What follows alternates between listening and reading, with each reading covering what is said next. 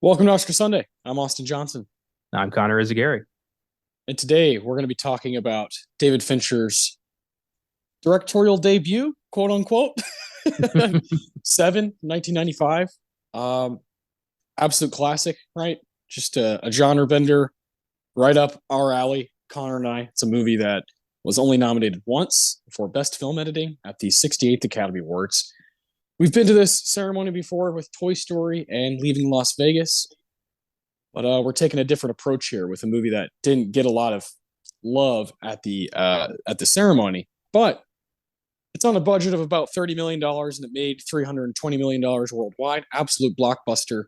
Definitely laid the groundwork for what David Fincher is going to be able to do with the rest of his career. Obviously, he's still with us today, still working, still one of the most, I don't know, 5 to 10 most important guys that are working right now that churn out original, very signature work time and time again. He's one of those guys who will take some time off, come back out with a masterpiece, take some time off, do a little bit of Mindhunter, come back out with a masterpiece. So I am absolutely elated to be here with you today and to be able to talk about him because the only other time we've covered him on this show was episode 11 when we did Fight Club from 1999. Of course, Fight Club's a big deal. It's a movie we both love, but Seven's the one that gave him his career. So you have Alien 3 that comes out in 1992. Did not do so hot. It's critically just kind of a disaster, right? People did not like this movie. In fact, David Fincher basically disowns it and was going to retire from filmmaking after this movie came out because he hated the process. He hated the financial part of it, people pulling strings, doing different things, completely changing the film that he wanted to make. I am in the camp that thinks he is the right guy. He was the right guy to make an Alien 3 follow up, Ridley Scott, James Cameron, and young David Fincher. That makes sense, right? But if you fuck with it and you don't give him the movie that he wants to make, this is what's going to happen. And then he, takes 3 years off, was just doing music videos, commercials. He was like, "This is what I'm going to do for the rest of my life. This is like my lane. This is my path as a creator." And then he reads this script for Seven, and he said, "Hold on, I think I have something to do with this. I think if I can get creative freedom, I think I can make a movie here that would be really impactful." And he was right. And he follows that with a crazy run. Right, you got Seven in 1995, The Game in 1997, Fight Club in 1999, Panic Room in 2002. Takes 5 years off, and then he comes out with what I think is his masterpiece, Zodiac, in 2007. 1 year later, he does The Curious Case of Benjamin Button, 13-time nominee at the Oscars. 2010, he does Social Network, which is just a complete masterpiece, one of the best movies of that decade. A year later, he does The Girl with the Dragon Tattoo. And then 3 years later, Gone Girl, 2014. And then finally, a couple years ago, he does Mank, which came out, straight to Netflix. Got a bunch of Oscar hype, but didn't quite deliver. And I think that movie is one of his most divisive. A lot of people either just hated it or loved it. I definitely loved it. So there's not really a weak link here for me with these 10 movies. None of these are bad. There's no way you could convince me that any of these movies are bad. In fact, all of them are eights, nines, or tens. This is one of those guys for me. And I'm excited to be with you today talking about Seven, a movie that I think is near the top for you of his filmography. It really is. Seven is a film that takes such a brilliant approach to a serial killer movie. You never see any of the murders. It's all, you're told in storyboard and in passing, like what happened to these people. And it's so horrific and so haunting. And it's so believable because you've got, Morgan Freeman and Brad Pitt just delivering here and such a brilliant script. Mm. And, also written by a guy who basically got, disillusioned by Hollywood and just decided to do his own thing. So him and Fincher kind of were pretty simpatico with what they wanted from this. And yeah, if you just completely like, I figure if Fincher's going to disown Alien 3, I think his fans should as well. So Alien 3 is gone. 7 is the movie that introduced us to David Fincher proper. And what a debut. And really kind of lays the groundwork for what we'll expect. We get more serial killer in Zodiac. We get more, demented Brad Pitt in Fight Club. And it's just, there's pieces of 7 throughout the rest of his career. And I like that a lot. And for this podcast, I watched the rest of his films that I had not yet seen. And the guy's a bona fide genius. He really is. Like, I don't know where that comes from. I guess, his dad was in the business. His dad was a screenwriter. I'm sure he learned some tricks from him, but he's got a incredible career to brag about. And I love like that I feel like he's almost like just getting started in a way. Like, we got so much more to look forward to from David Fincher. And this is going to be a blast. Yeah. I love that you put it that way, because Fincher, he's not necessarily old, he definitely has more to do, I think. And you take all these movies, cool, but like Mindhunter is one of the best TV shows I've ever seen, and he's the creative mind behind that TV show. And so, and these music videos that he does with like artists like Nine Inch Nails, like the guy's just got one of the most distinct styles of all time. Well, also, you can kind of credit him with a lot of Netflix's success as well, because he was the big creative head behind the first couple seasons of House of Cards, which was Netflix's first flagship series and was fucking great back in the day. Like, I loved House of Cards, and then things happened, but Fincher was the guy behind that. So modern filmmaking and streaming owes a lot to David Fincher. Yeah, for sure, I agree, and I think he's always been. Whether it be 7 or Zodiac or Mindhunter or whatever, these kind of serial killer, just like bona fide storytelling. He seems to catch people when they're wanting that kind of stuff most. Like we're just inherently obsessed, like especially in American culture, we're obsessed with serial killers and kind of going inside the mind of a freak. And he kind of hits that every time. Like, there was a clear obsession, between 1993, 1995, 1996, that era of like, oh, it's fascinating to put, detectives and serial killers in movies. And then he does it again in 2007 when it was starting to kind of make this sort of comeback. And then he does it again in Mindhunter when, if you go on Netflix, half the shit that's on there is true crime. It's true crime stuff. And so he always just kind of knows, and he's the best at it. It's never just this kind of shoddy, fucking like half-ass type filmmaking. It is like top-notch, like incredible screenplays that he's working with, incredible style, incredible performances he always gets out of people. And you just kind of know when you're in a Fincher movie, even when you're watching The Social Network, you're like, you can feel it. You can feel the lighting, you can feel the tone, you can feel that whatever shot is used for every scene, there's like intent, there's serious intent. And he doesn't really have that in his DNA to half-ass something. And that's one of my favorite things about him is the dude does not, he shows up. He does not just, we're going to talk about one of his movies, but he doesn't do work for hire. He really doesn't. It's very rare that he would do something like that. I do think one of his films is kind of like, all of the rest are fucking like lights out, totally David Fincher. But even in that one film, it maintains a very vibrant theme that I've noticed, throughout his entire filmography. Nobody captures obsession like David Fincher.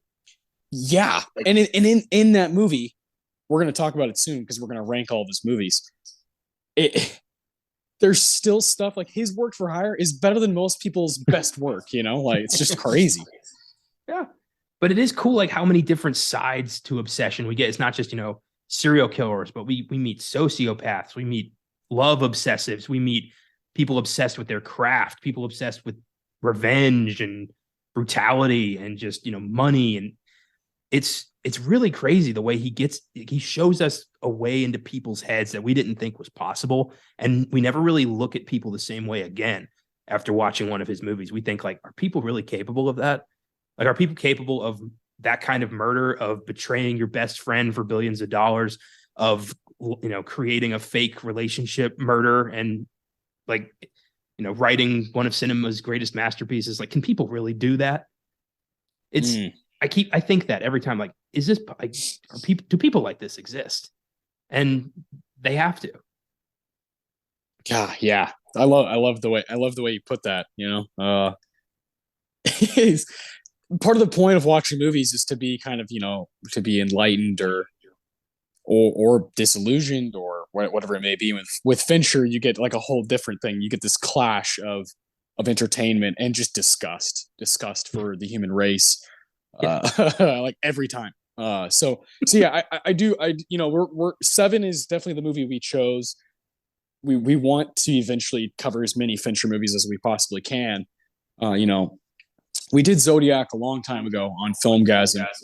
That was shut out by the Oscars, which is just a damn shame. One of the biggest crimes ever committed by the Academy. Can't believe that, like what? And it's not like this is his first movie. It's his fifth movie. So it's like what? And it's got Jake Gyllenhaal and Robert Downey Jr., and Mark Ruffalo. It's got and John Carroll Lynch all just batting 1,000. It's really crazy that movie didn't get any recognition at the Academy. It seems like an Oscar movie, especially from that era. Like There Will Be Blood and No Country for Old Men, these two very dark movies went toe to toe. Why is Zodiac not in the ring there? It's crazy. I think it's because he cast Robert Downey Jr. I think at the time, probably at that time, yeah, he was considered box office poison. He had a rep. He was a pariah, and for Fincher to take a risk on him, I think that alienated a lot of the Academy, regardless of how successful the film ended up being or how critically acclaimed. The Academy holds a fucking grudge, as we have seen on this show. So yeah, I think that's why. Yeah, and it lost money. Se7en made like hand over fist made money. The Game got a profit. Fight Club got a profit. Panic Room got a profit. With Zodiac, it lost money. I mean, it's like 3 hours, and it might have been some kind of timing thing. I didn't see it in theaters. I was 12 years old, so I didn't see that one in theaters. But as time has gone on, I'm just like, oh my God, that is a certified like American classic. Yeah, it's fucking terrifying. It's just like, I love Se7en. Zodiac is his scariest movie. Yeah, 100%. So yeah, I think we're both excited to kind of talk about these. You got, like you said, you got to kind of round out the Fincher filmography. You got to watch them all. I rewatched Mank, Social Network, because it's just so damn fun. I rewatched Zodiac. I rewatched Panic Room because I hadn't seen it in a long time. And of course, I watched Se7en. So I knocked out a few as well. Just kind of, I've seen these all. I'm very familiar with most of them. He's one of those guys that when I was 19, 20, 21, 22, in that area, really like right before I met you, I was just like getting high, drinking beer, and like watching movies. And a lot of the time, I remember I would wake up to one of the main menus, like on a DVD of a Fincher movie, and I'd wake up at 7 a.m. like, whoa, what? Disoriented. I'd have to turn off the TV and go back to bed. Like he's just been that kind of a guy. He's been just kind of like when I used to be dreaming, and like that's what the music was playing in my head. Was Trent Reznor and Atticus Ross's score for the Social Network. You know what I mean? Like it's just been a part of me for so long now. My entire adult life so far, and I don't see that slowing down. I keep falling more in love with these movies as time goes.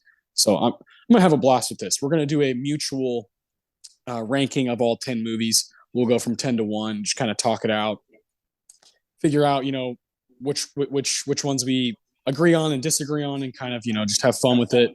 We did this for Paul Thomas Anderson months ago. I think when we did The Master, I think we did this. I'm pretty sure we did it towards the beginning of this year, and that was a blast. We ended up kind of coming to a conclusion that Boogie Nights and There Will Be Blood are 1 and 2. And after that, there's a lot to be said. I feel like it's going to be kind of the same thing here. Like I think we agree towards the top, but there are some like middle ones that we maybe disagree on just a little bit. After we do that, we'll do awards for Seven, which I cannot wait. That's going to be really cool. There's some great scenes, great dialogue, great score from Howard Shore, really underrated, and obviously some good performances. So, without further ado, let's knock these out. Let's talk about all 10 movies. Where would you like to begin? Number 10. Well, for me, it is The Curious Case of Benjamin Button. No arguments here. I think it's this or Panic Room. Yeah, and we'll come to Panic Room really, really soon, I think. So, The Curious Case of Benjamin Button, I think, everybody knows the idea. Brad Pitt is aging backwards. Yeah. Cool concept. Didn't need to be 14 minutes short of 3 hours, I don't think. I think it covers way too much ground. I think half of this could have been the movie. I don't really like the characters. I find the characters kind of reprehensible and selfish. And above all, it commits the cardinal sin for a movie. It's fucking boring. So that's my 2 cents. Fair enough. I understand that. I do like this one. It's not one I go back to a lot because of that runtime, and it's not like a Zodiac where it's episodic and like really easy to watch and really engaging the whole time. Yeah. It is a slow burn, and if you're not really into Brad Pitt and Cate Blanchett, like stay away. It's slow. Yeah, like just that scene where he's very clearly in love with her. She knows he's in love with her, and he shows up in New York to tell her his father's dead, and she's like, "Oh, I'm with this guy now, so bye." It's like, you bitch. I audibly said that. I'm like, why would you do this to him? Like, Jesus Christ. And then later, like, their whole relationship was so like understatedly toxic. I loved like Jared Harris on the boat. Like, I thought that was great. Like everything pre like 1980s, I really liked. Okay. But ultimately, like, Taraji P. Henson was great. A little bit we got from Mahershala Ali was great. Yeah. But ultimately it was just like, why is this happening? Like, I wanted some kind of reason. And I know that's a personal issue I have a lot of movies. Like, why is I like closure. I like reasoning. Ultimately I found it dull, and yeah, that's really all I got. No, that's fair. That's totally fair. I would personally have it 9 and Panic Room 10, but I think we're about to just swap those, which is fine with me. I'm not gonna complain. Curious Case of Benjamin Button, 13-time nominee at the Oscars. This is a year after Zodiac comes out. Like, what the fuck? Screenplay written by Eric Roth, an absolute legend. It's the guy behind Forrest Gump and The Insider, which is a movie I love. What's up? It felt a lot like Forrest Gump. Like, it was very much like Forrest Gump. It's the same guy. Oh yeah, fucking hell. Yeah, the relationship is the same. Yeah, fuck off. He also wrote wrote Dune, which is obviously an absolute hit. Good adaptation there. Yeah, the dude's a superstar. He's a Hollywood, gem. Teaming up with David Fincher. This is the thing. When you're David Fincher and you don't write your own stuff, you're gonna run into the issue of, does it match my skill? And sometimes I think that can either help you or hurt you. When you're in total control, like a complete auteur, like a PTA or a Spike Lee or a Tarantino, for me, more times than not, it helps them. It's completely their vision. It's their story. They put pen to paper, and they also had the vision. They had the vision for the style of the film. Fincher is very obviously a style guy who finds screenplays that he likes and thinks he can complement. With Curious Case of Benjamin Button, compared to his other intense work, it doesn't quite fit. Doesn't quite fit the bill, And I feel the same way about this next movie we're going to talk about, Panic Room. Yeah. This is these kinds of movies. This Panic Room is 2002, starring Jodie Foster. She's great in the movie, and really, Forrest Whitaker's great as well. You got really young Kristen Stewart. Everyone's doing fine. There's nothing really wrong with the performances other than Jared Leto's absurd haircut. That was just appalling. When I first saw it, I was like, "Fuck this guy," but I'm still thinking that. Panic Room is one of those early 2000s, late 90s, early 2000s movies. They made these all the time. These thrillers that were just like, it's fun to just kind of go eat some popcorn and watch this thriller unfold, and you can kind of predict what's going to happen. It's all about, is point A to point B, like, is it working for you? And with Panic Room, for the most part, it does work for me. I still give this movie an 8 out of 10. Like, I think it's entertaining and it's solid, but it's not his best stuff. It is, when we use the term work for hire, this is the only one that I think you can kind of put in that box out of all of his films. That's saying something. Out of 10, that's saying something over a 27 year span now. But it's just not as good as the rest, So I have no problem having Benjamin Button and Panic Room 9 and 10. If you wanted to swap them, doesn't matter to me. Yeah, you're totally right. Like, of the two, I would rewatch Panic Room because it's under 2 hours and is decent. Yeah, but it does feel like every thriller from like 2001 to like 2005. Exactly. Yeah. I wish they still made these, and I wish these are still profitable. Yeah, these kinds of movies. I feel like we don't get them enough. It's definitely a product of its time, the technology, and I love movies and TV like that when you can tell it's 2002. I like that. That's why The Wire is one of my favorite shows of all time, is because you can tell it's 2002 to 2006 because of the technology they have to capture drug dealers and whatnot using wires, and now it's just way easier to do things. So I find Panic Room to have kind of a charm to it in that regard that you can kind of pinpoint. But overall, yeah, it just doesn't. The next 8 for me are awesome, and then these two are they're good, but they're not great.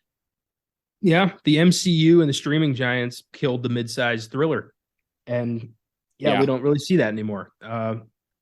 And I feel like at this time, this might have been an attempt to kind of distances himself from being the Fight Club guy. It's fair. Yeah, because Zodiac, I think, just to his fans and to the film community, proved okay, so he's not a one-trick pony. He's David Fincher. Yeah. Yeah. And Panic Room, it's not written poorly. This is the guy who wrote Jurassic Park and Spider-Man and Mission Impossible. He's not just some chump. It's a good team up. It just, again, it doesn't always add up. You get a guy who's trying to just entertain with a screenplay, and you have Fincher who's like, well, what am I working with here? And the product is a good movie, but not great again. So I think Panic Room goes there. But after that, I leave it to you, man. Where are you going from here? Yeah, now it's hard. Now it's difficult. It's quite difficult. Yes. I think I'd go Mank next. Oof. I know. I mean, I don't really know what to say. I rewatched Mank, and I gotta say, man, this movie. You go on Letterboxd, they are not kind to this movie. Most of the reviews on Letterboxd are just like snooze fest, just like boring. And it's got a 3.3. It's his worst, aside from Alien 3. It is his lowest rated movie on Letterboxd is Mank. And I watched it. This is only my second time watching it. The first time I was like, man, it's so cool to see this, this story going from basically 1934 to 1940, 41 coming to life, this story about, and a lot of people are just like, oh, it's the movie about the guy writing Citizen Kane. It is so much more than that. This movie is rich with characters, real life characters. It's kind of paying homage to that era, that 30s era, but also kind of showing how just fucking dumb it was at times.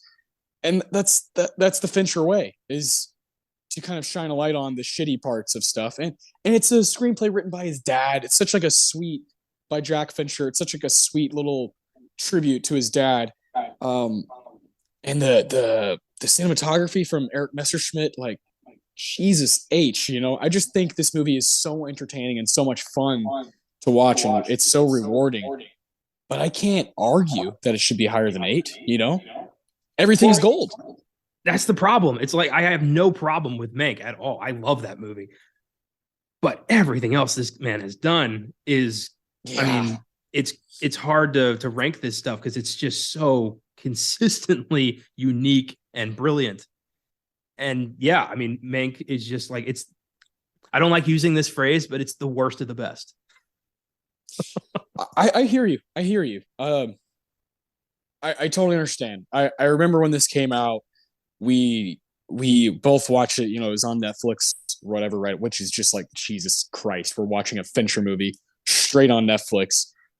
What the fuck? The fact that we get like Noah Baumbach and Martin Scorsese and David Fincher movies straight on Netflix, Alfonso Cuarón, it's just like, what are we doing? Like the fact that these movies don't breathe in theaters and have the life that they should have. It's lucky, but it's also kind of a curse at this point. I remember we both watched it and we did an episode on Citizen Kane on this show long time ago. This is nearly 2 years ago. And we talked a little bit about Mank. We talked about Citizen Kane, and I feel like I know so much more now. This is 2 years ago. My knowledge is much higher than it was 2 years ago because of this show, because of you, and because of the show, and because of my own just nasty burning passion to like continue watching movies relentlessly. And so I remember that episode, but I would love to do Citizen Kane again at some point. I think it'd be really cool to kind of go. It's one of those movies, of course, you can go back to over and over. And I'd love to do that. But just speaking on Mank, I mean, yeah, for me, right here would be The Game. But Mank would probably be next. So it's like, I don't know. I mean, it doesn't really matter. They're all great. The way I think we should do it to revisit Citizen Kane again, I say we flip them and we do an episode on Mank and use Citizen Kane as the prep work. That would be wonderful. Let's do that. Maybe when Mank, I like to, like when we did Parasite recently, right? As a Best Picture Showdown. I think 3 years is like such a good amount of time to watch something that impacted us greatly. So I think it'd be cool, like next year, maybe at some, like around this time, do another kind of, like rewatch some Fincher movies, rewatch Citizen Kane, maybe watch some Orson Welles stuff, and just kind of go back down that road. I think it'd be really cool. Because I have no problem rewatching Mank like once a year. It's one of those. It's just, and Gary Oldman. I think we're on the same page here with this guy. He's one of our favorite mutual actors. Man, he's funny as shit in that movie. he's so good. It's not only a movie. Even if everything was fake and everything was fiction and was made up about some fake writer from the 30s, if I could just watch drunk Gary Oldman, I'm good. I think he was wonderful on that movie as Herman. And when he's hammered and he's just going off on these kind of, social, his little social critic, vibe, like I just have so much fun. And I don't know how people could watch this movie and say it's a snooze fest. I don't get it. But I don't have a problem here. We'll put Mank at 8. Where are you with number 7? I'm kind of right where you are. I think The Game. Okay. The Game is such an incredibly underrated movie. That is such a creepy thriller. One of the best psychological torments I've ever had watching a movie. And it's only his second film, and he's got Michael Douglas and Sean Penn. Like, God damn, man. Yeah. I mean, just the sheer amount of balls that he has already. It's one of his greatest attributes, is just the kind of the ego of David Fincher to just be like, I'm the man. This movie is so weird, but so captivating. And nothing else is like it. It's just one of those. And when I think of 1997, I'll be honest with you. I think of Boogie Nights, I think of Jackie Brown, and I think of The Game. That's where I'm at. I'm with you, man. I knew a bit about this movie going in when I first saw it, but I was not prepared with how deep the rabbit hole really goes. It's the idea that like somebody can come in and literally change every aspect of your life, and you have no fucking clue where the end of this thing is. And it just Yeah. is so scary that you're the only one who's not in on the joke. I that's a legit fear of mine that like my life will completely change and nobody will be able to help me. It, yeah. Dude, you know what I just realized? This movie's not up for any Oscars. This would be a fucking sick filmgasm. Oh, I've thought about that, and I'm spoiler alert, I am planning a little something next year. Good. That would be so sick.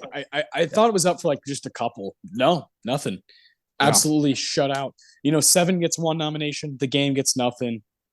Fight Club gets one nomination. You know, it just took a while for people to be like, "Oh, that guy's one of our best directors. What are we doing?"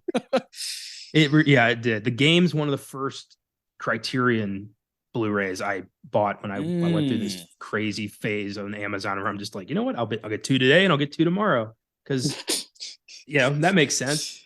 And I just kept buying this shit. I bought like $300-400 worth of Criterion movies, and The Game was one of them. And I've just had it sitting there. I haven't watched it yet because I'm waiting for the right moment. But yeah, is that the cover where like a game piece is fall or what's the cover of that Criterion? It says The Game in like weird white spiky letters, and then it's like stuff falling off of it. Okay, yeah. I've seen that. The thing is fucking sick. It's awesome. So yeah, The Game kicks ass, and I can't wait to revisit it for a filmgasm. That'll be so much fun. Oh man, yeah. I would love to be on that one if I can. You know, it's hard to tell depending on when you want to do it, but yeah, it's a great movie. So that's our number 7. The Game, Michael Douglas, one of my favorite Michael Douglas performances too, and that one's written by Michael Ferris and John Brancato.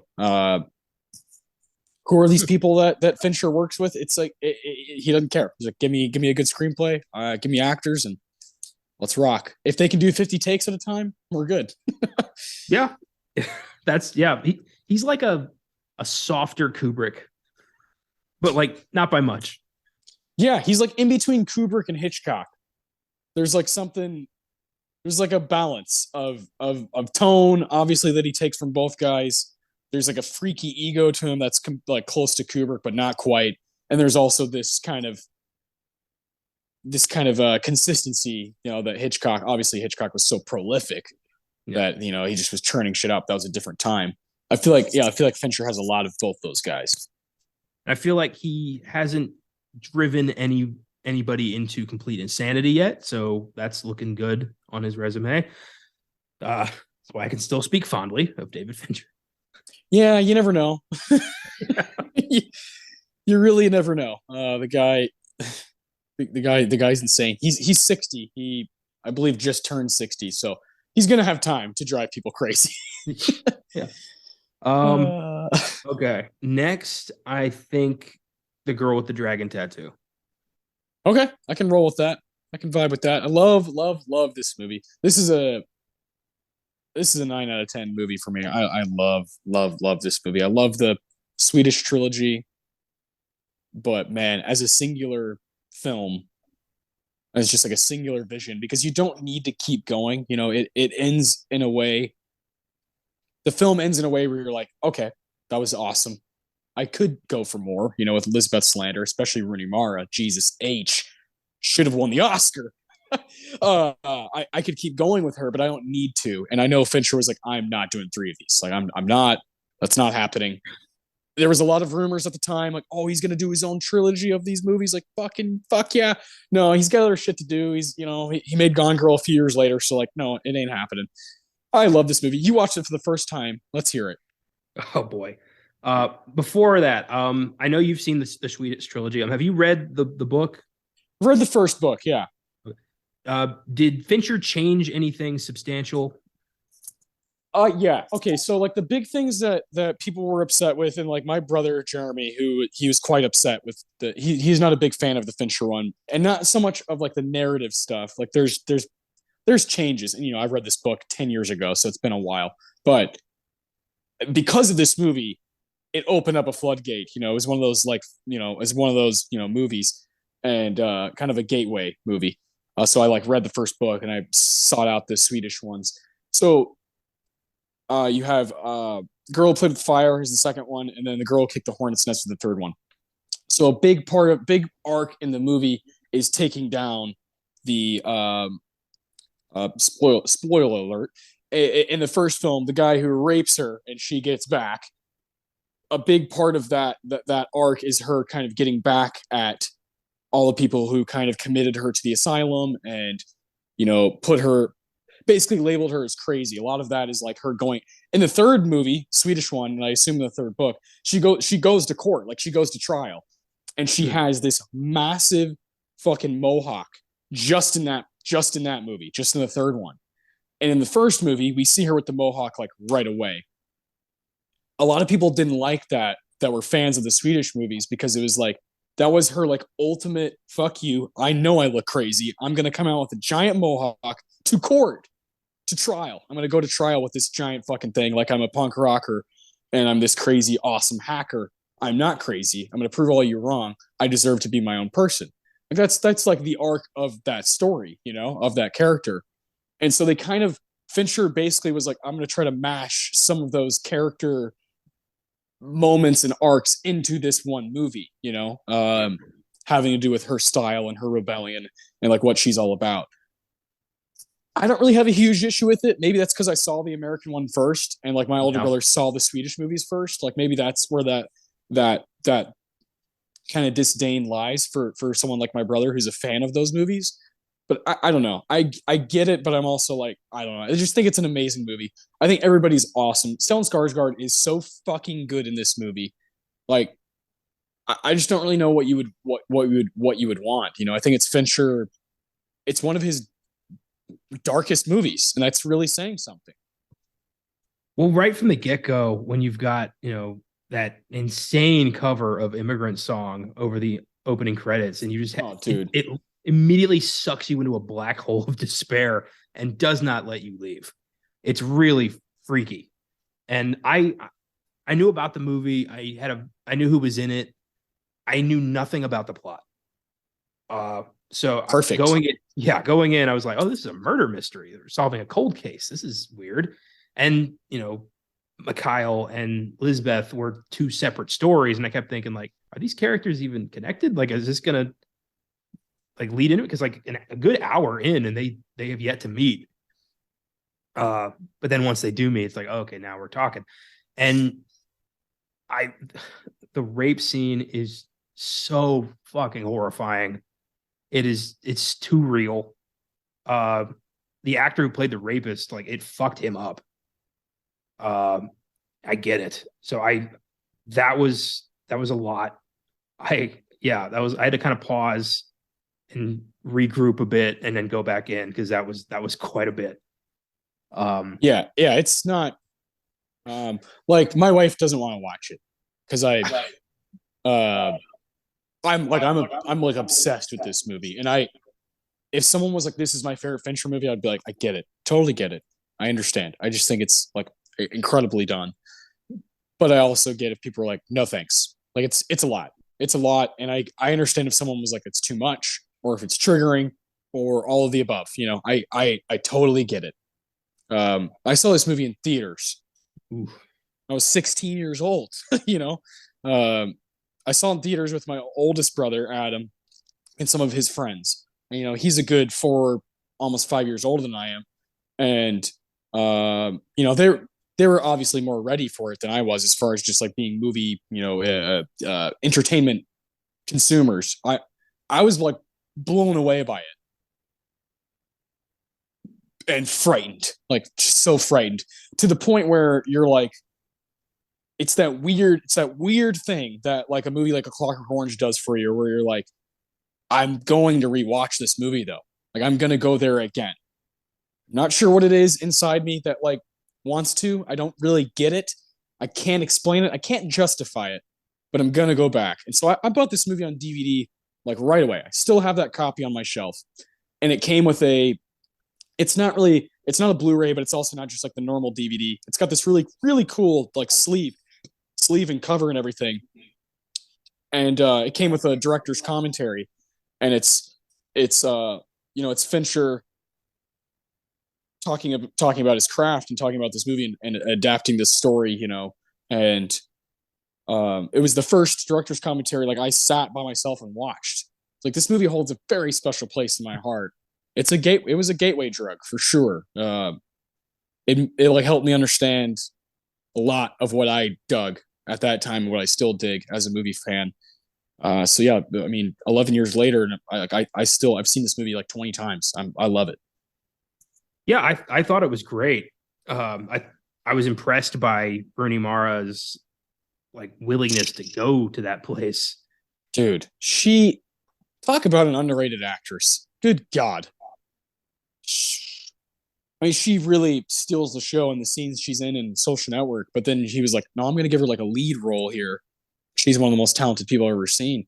And the person who actually was casted, I think you'll think this is interesting. The person who was casted first was Scarlett Johansson, and David Fincher made the call because they held auditions. David Fincher is famous for like he really wants to see people audition, and he had ScarJo apparently like fucking knocked it out of the park and was doing the accent and everything, and anyways just nailed it.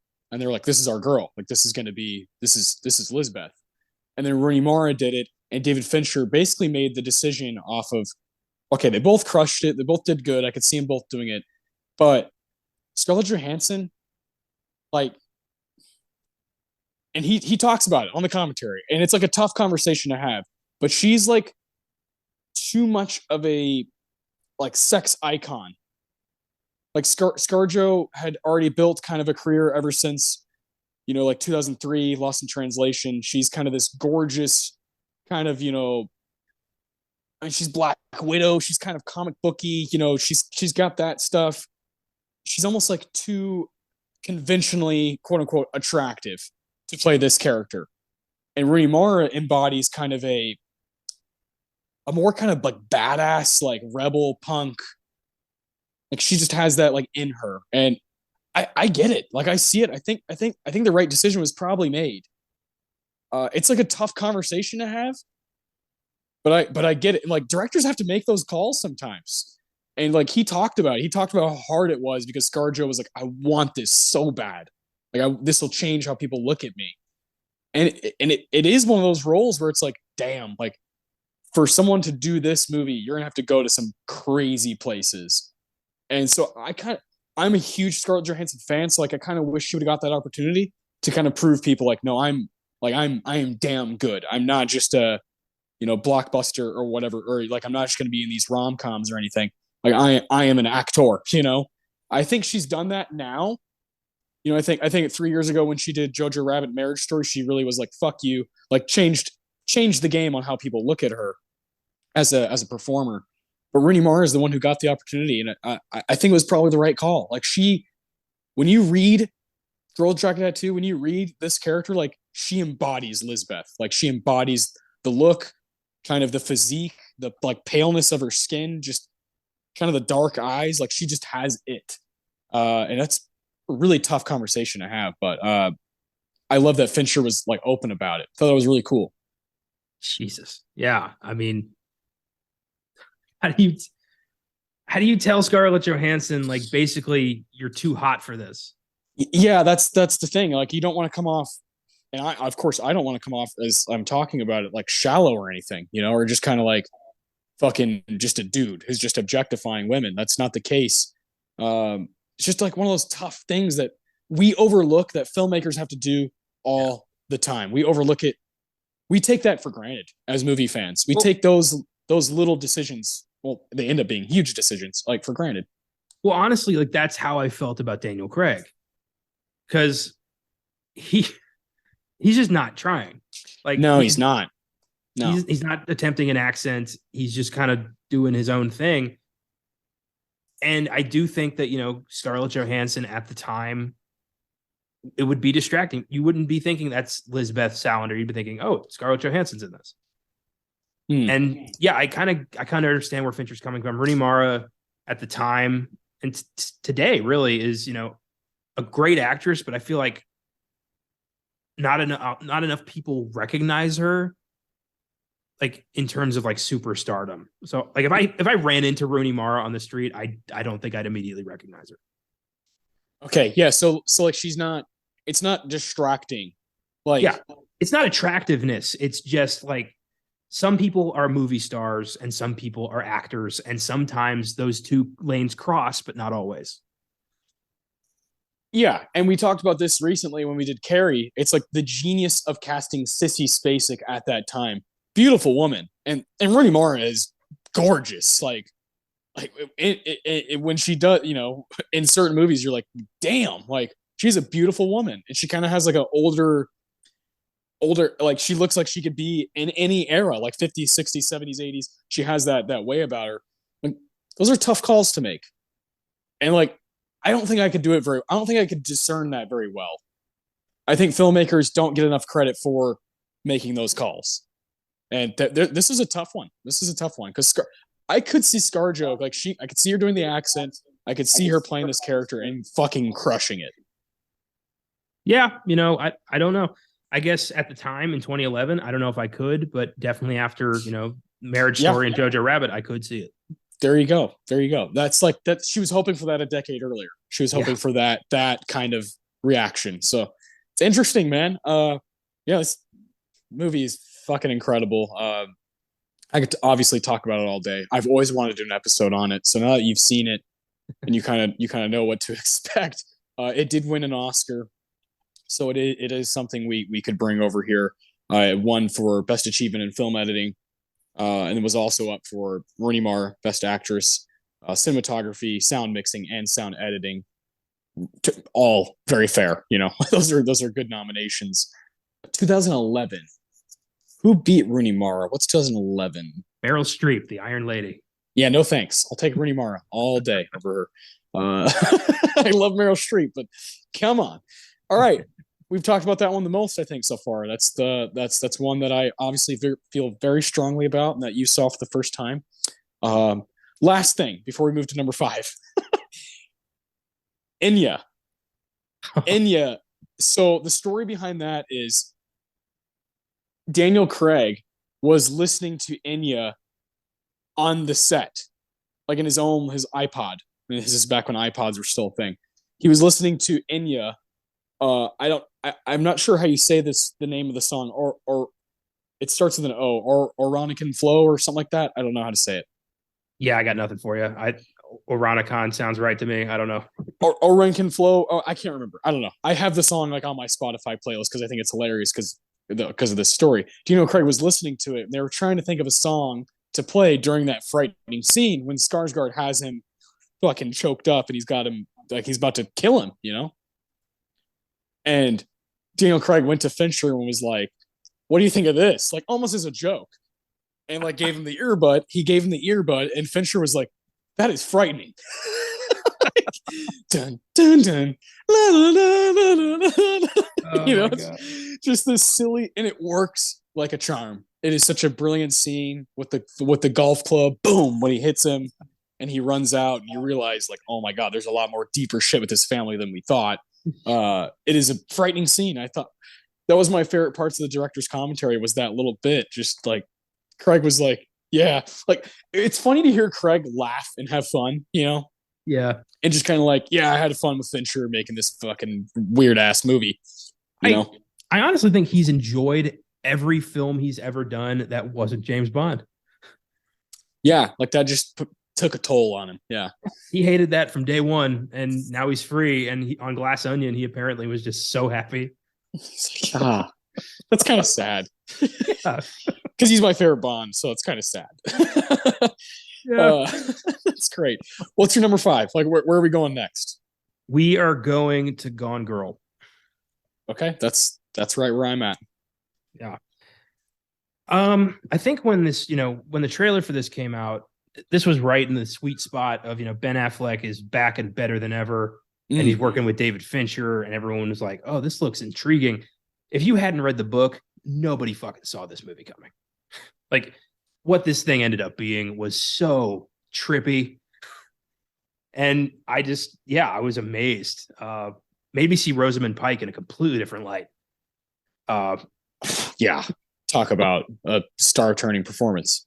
Yeah, and it's one of the few here I haven't rewatched. I don't know why. Like I own the Blu-ray, I could watch it whenever I want. It's almost too hopeless. It's Yeah. I mean, just the idea that like the person married can find out you betrayed them and then just create this elaborate, psychotic new world that you are trapped in. Like that's fucking terrifying. I mean, I would never do something like that. So I know I'm safe, but like just the idea that could happen. And Affleck is so real. Like he's so good in this as just this kind of clueless dipshit alpha male who doesn't realize he's being played. I do also love the story where he halted production because he refused to put on a Yankees cap. Yeah, which is fucking awesome. Yeah.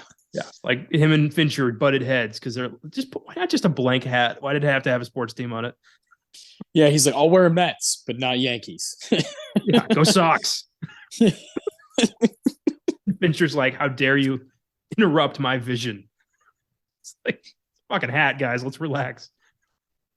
Yeah. I mean, when you're a Sox fan your whole life, you can't fucking do it. Even if you're getting paid millions to act, Yeah. I mean, but 4 days. I mean, you got to imagine the crew at one point was like, are we really going through with this? Like, is this really, are we serious? I've seen many blank baseball caps. They exist. You could have just thrown one of those on. Yeah, I know. Yeah, that was always my thought, was just get one of those generic hats at Walmart that doesn't fucking have anything. Fuck, I'm with stupid. Anything that's not a sports team, like, because that's clearly a hot button issue here. Oh, Benny, I love you and hate you. Yeah. But Girl. This movie fucking rules. I mean, I saw this in theaters 3 fucking times.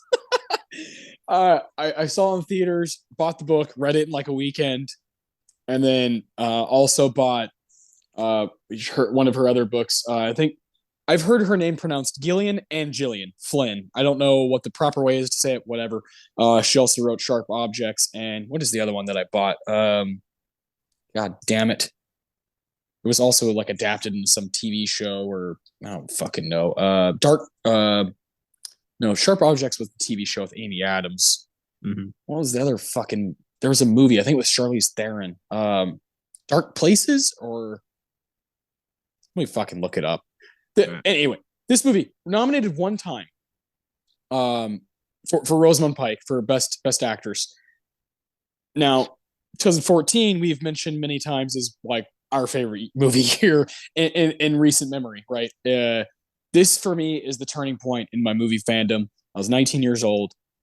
Whiplash, Birdman, Grand Budapest Hotel, Gone Girl, Boyhood, all these movies that I still just hold very, I'm taking them to the fucking grave. A bunch of my favorite filmmakers came out that year and did something really special.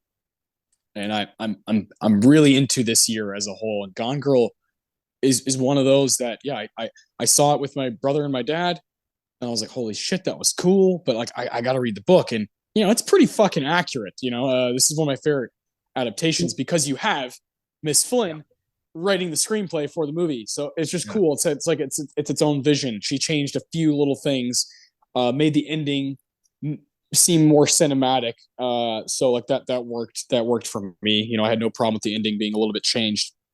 And Fincher there's an argument to me that he's at his finest here. Like, it's just such a crisp, beautiful fucking movie. And it's got that signature tone where the lighting is not real lighting. It's like they're always in an interrogation room at all times. It's like always super intense, super kind of melodramatic, just fucking like everything's so serious, and I'm so fucking into it, I took my buddy Grant to go see it in theaters, and he was like, that was sick. And then I saw it a 3rd time by myself because I was just obsessed. At this time, I had nothing holding me back. I was single, had no kid. I was seeing movies at an unhealthy rate at this time, I'd rather be where I'm at now because I was a twisted motherfucker at that time. At that time, you know, at 19 years old, I was a fucking degenerate. So I'm okay with where I'm at now. But it was fun to see movies nonstop. I'll tell you what. That's amazing. You're one of the most even keeled people I've ever met. I can't honestly imagine you on like a bender. You would have hated me. You would have not hated because I was so into movies that you would have gone along, you know, at that with that. But God, you would have hated me just as a stupid fucker. Yeah. Uh, you mentioned the lighting in Gone Girl and how, you know, the interrogation room lighting. And I noticed that in a lot of his films. I'm convinced that all of Fincher's films take place in a alternate universe where the fucking sun does not exist. Yeah, And everything is yellow or blue. Everything's Yeah. like yellow lighting or blue lighting. Like that's It's what we're always doing. raining. It's always cloudy. Everyone's depressed. There is no Yep. hope. And everyone's going to just bend over and take it. It's so Yeah. good. Aggressive So good. depression. Yeah, just fuck me up, you know. The supporting performances in this movie are what really do it for me. I think Neil Patrick Harris and Tyler Perry are lights out in this movie, and like I would never say that. Like there's no scenario where I'm like Neil Patrick Harris, wonderful actor, or Tyler Perry, wonderful actor. You know it. I don't know what it is. These people, and Kim Dickens is amazing. Carrie Coon is amazing in this movie. Uh, Everyone's just fucking incredible, and it just there's something about being in a Fincher movie where you kind of have to up your game. You have to up the ante. You're going to be doing 55 takes for one scene. You know, he's going to just pound you, bam, bam, bam, until you're either broken or you got exactly what he wanted. And some of these people just raise their own bar, their own standard. And like it happens a lot in Gone Girl. This is a wild cast. On paper, I would be like, what the fuck is this? You know, but it worked, made money. This movie was a hit. People loved it. It caused the book to be this. It was already like a New York Times bestseller, and then after that, I feel like that summer, everyone I saw like at the airport or just hanging out at Starbucks was reading Gone Girl, and myself included. Yeah, I bought the book too. I haven't read it yet. You would love it. You would love it, man. It is a breeze. It's like 200 something pages, but you don't feel a damn thing. Those are the best. Yeah, Gone Girl. I love how misleading everything was. You know, you think it's this, you know, oh, the husband did it, typical, you know, murder movie, but then no, this is a psychological terror in the smartest way. So Yeah. well done. Yeah. Yeah, good shit. Yeah, good. Yeah, love it. Love the bar scenes between brother and sister. Oh, the bar. The bar. Yeah. Yeah. Very meta. Yeah. Yeah. I love that shit. There's just this movie rings in my head a lot. And I didn't get to rewatch it, but I've seen it so many times within the past 8 years.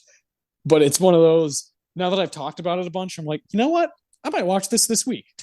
There's few scenes as haunting as Rosamund Pike shoving a wine bottle up her vagina and just slamming it there with no fucking like look in her eyes, just this determination of will. It's so twisted. I've never, that's amazing. So yeah, this is, good shit. Now we're getting into the home stretch. We're getting into the, I don't even know what to say anymore. You know, I have to go with, you know, to me, next up is The Social Network. the way you the way you kind of not stuttered, but like you're like, fuck. I knew you were gonna say The Social Network. I knew, because you're like, oh, I know Austin thinks this is the best. Okay. Yeah. So I think we agree on number one. Number 2 and 3 and 4 is where, this is where I figured to me, this is number 2. Okay. But I don't give a shit. I know, they're all great. and you know, I rewatched this one It's like under 2 hours, which is just such a feat for fucking Fincher. Uh, it's the movie of his that is on the most like best of list, and like directors and other people who make movies are just like, how the fuck did he do that? Like, Yeah. god damn it, you know. And I think where like I could see it being four is a lot of how good this movie is not David Fincher, it's Mr. Aaron Sorkin. And so if we're doing top 10 David Fincher directed movies, like Fincher's performance as a director, I obviously love what he's doing here. But man, the screenplay might outshine what he's doing. You know, this is one of the best screenplays I've ever witnessed. It's based on a book. You know, this is a based on a true story type thing. And you would think this would be the most boring fucking movie of all time. Some Yeah. bunch of fucking Harvard geeks making up, a fucking Facebook. Like, I don't give a shit about Facebook. Who the fuck cares about Facebook? And but you care this whole movie. You really give a shit. You're like so invested with of course Mark Zuckerberg and Eduardo Saverin and Sean Parker, and it makes you just think about, oh, this movie came out in 2010. Facebook has just gotten fucking weirder since Ooh. then, so a lot weirder, a lot stranger, like, and it has gone from, a valuation of, billions and billions and billions, and it's always been billions and billions, but it's like gone down and back up and back down and back up. Like, it's one of the most fascinating companies in the world, and one of the weirdest, and run by one of the strangest, most awkward guys ever. You're just kind of like, why is this movie being made? When I saw the trailer and I was like, it's a cover of Creep by Radiohead playing. And I'm Yeah. like, I'm about to watch a Facebook movie. But at this point, I was a Fincher fan. I'd seen Fight Club. I had seen Zodiac. At this point, I'm a fan. I had seen Seven. I'm a fan of his. I went and checked it out with both my older brothers, and we all came out of there like, God damn, like the guy can make a movie. And that's when I learned who Aaron Sorkin was and really started to seek out his work. And this is a match made in heaven, man. This is a screenplay, a 10 out of 10 screenplay, and a 10 out of 10 just movie from Fincher. So, like, for me, it could be one or two, but I understand. We're talking about Seven and Fight Club here, so like, Yeah. it's hard to rate these. They're all so good. One. Yeah, I think this film's most powerful aspect is how boring it should have been. But as we've seen, Aaron Sorkin can write a script based off the fucking phone book, and it'll be an engaging masterpiece you can't look away from. He is so good at that.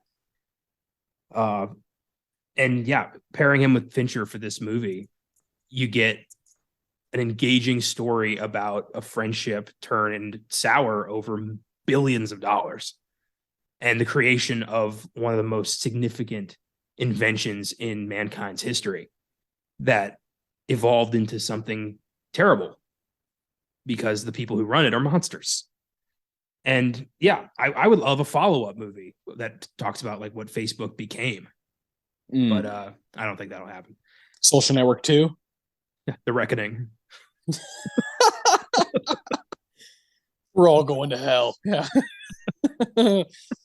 Oh yeah, I've heard people like talk like bullshit about that, like Social Network 2. Obviously, Facebook is like invented in the mid 2000s, and they made this movie 2009, 2010, and it comes out and does really well and is up for, I think, like 8 Oscars, and wins for screenplay, for Sorkin, wins for film editing, and wins for original score. This is the first time we see Trent Reznor and Atticus Ross team up with David Fincher. So it's this dream team of creatives like coming together for the first time.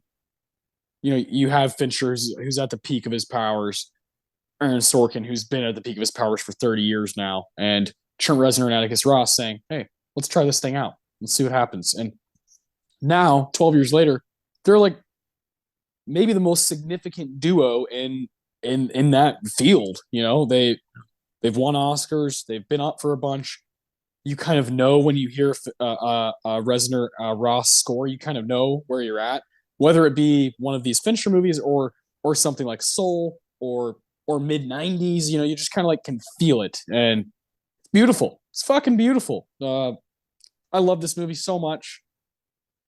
It's a 10 out of 10 movie. Like I'm just obsessed. And um this is one that this is probably the movie that has bonded my oldest brother and I the most. My brother Adam, like we are both just head over heels for The Social Network, and we talk about it all the time. We quoted a bunch. Even something as silly as like when Army Hammer, Army Hammer, remember him? When he's playing the Winklevoss twins, right? And he goes to the president of the school of Harvard, and they have the meeting, and afterwards he breaks the doorknob, and he's like, "Whoops, broke your 350-year-old doorknob," and sets it back down on the desk. And we say like little quotes like that from this Sorkin screenplay.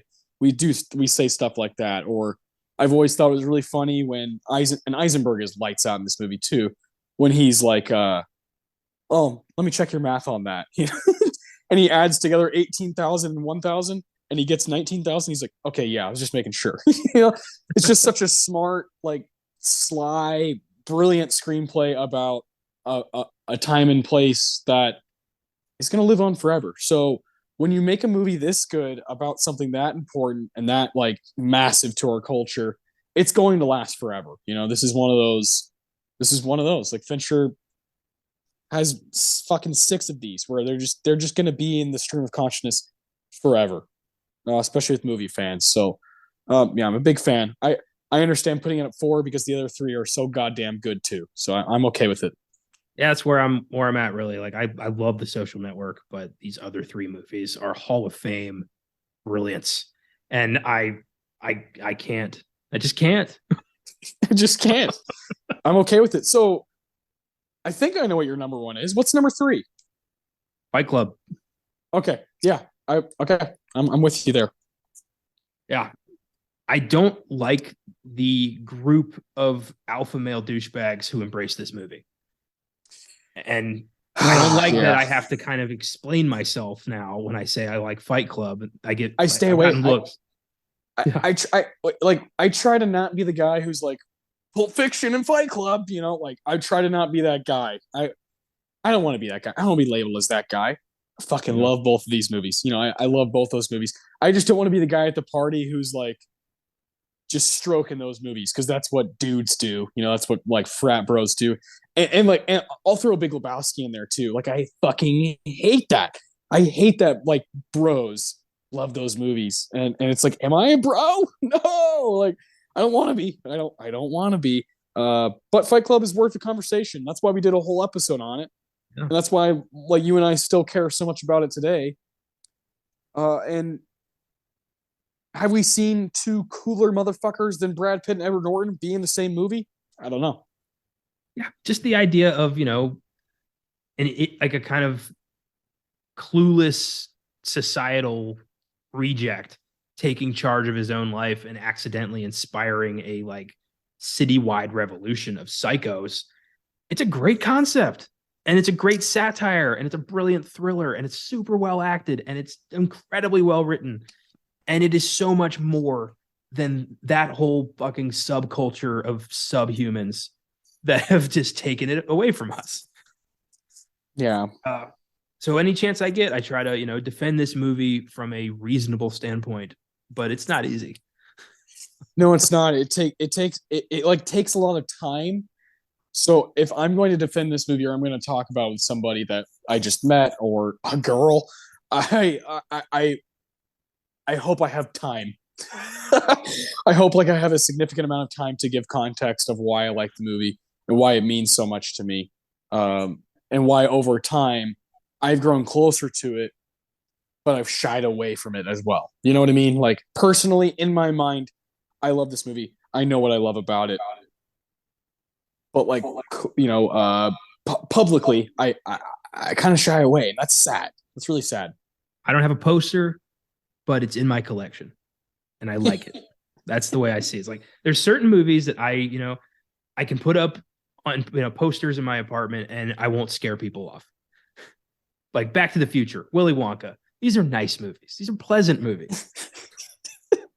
certain films that I really like, I can't demonstrate that without creating a conversation I don't want to have. So I just don't do it.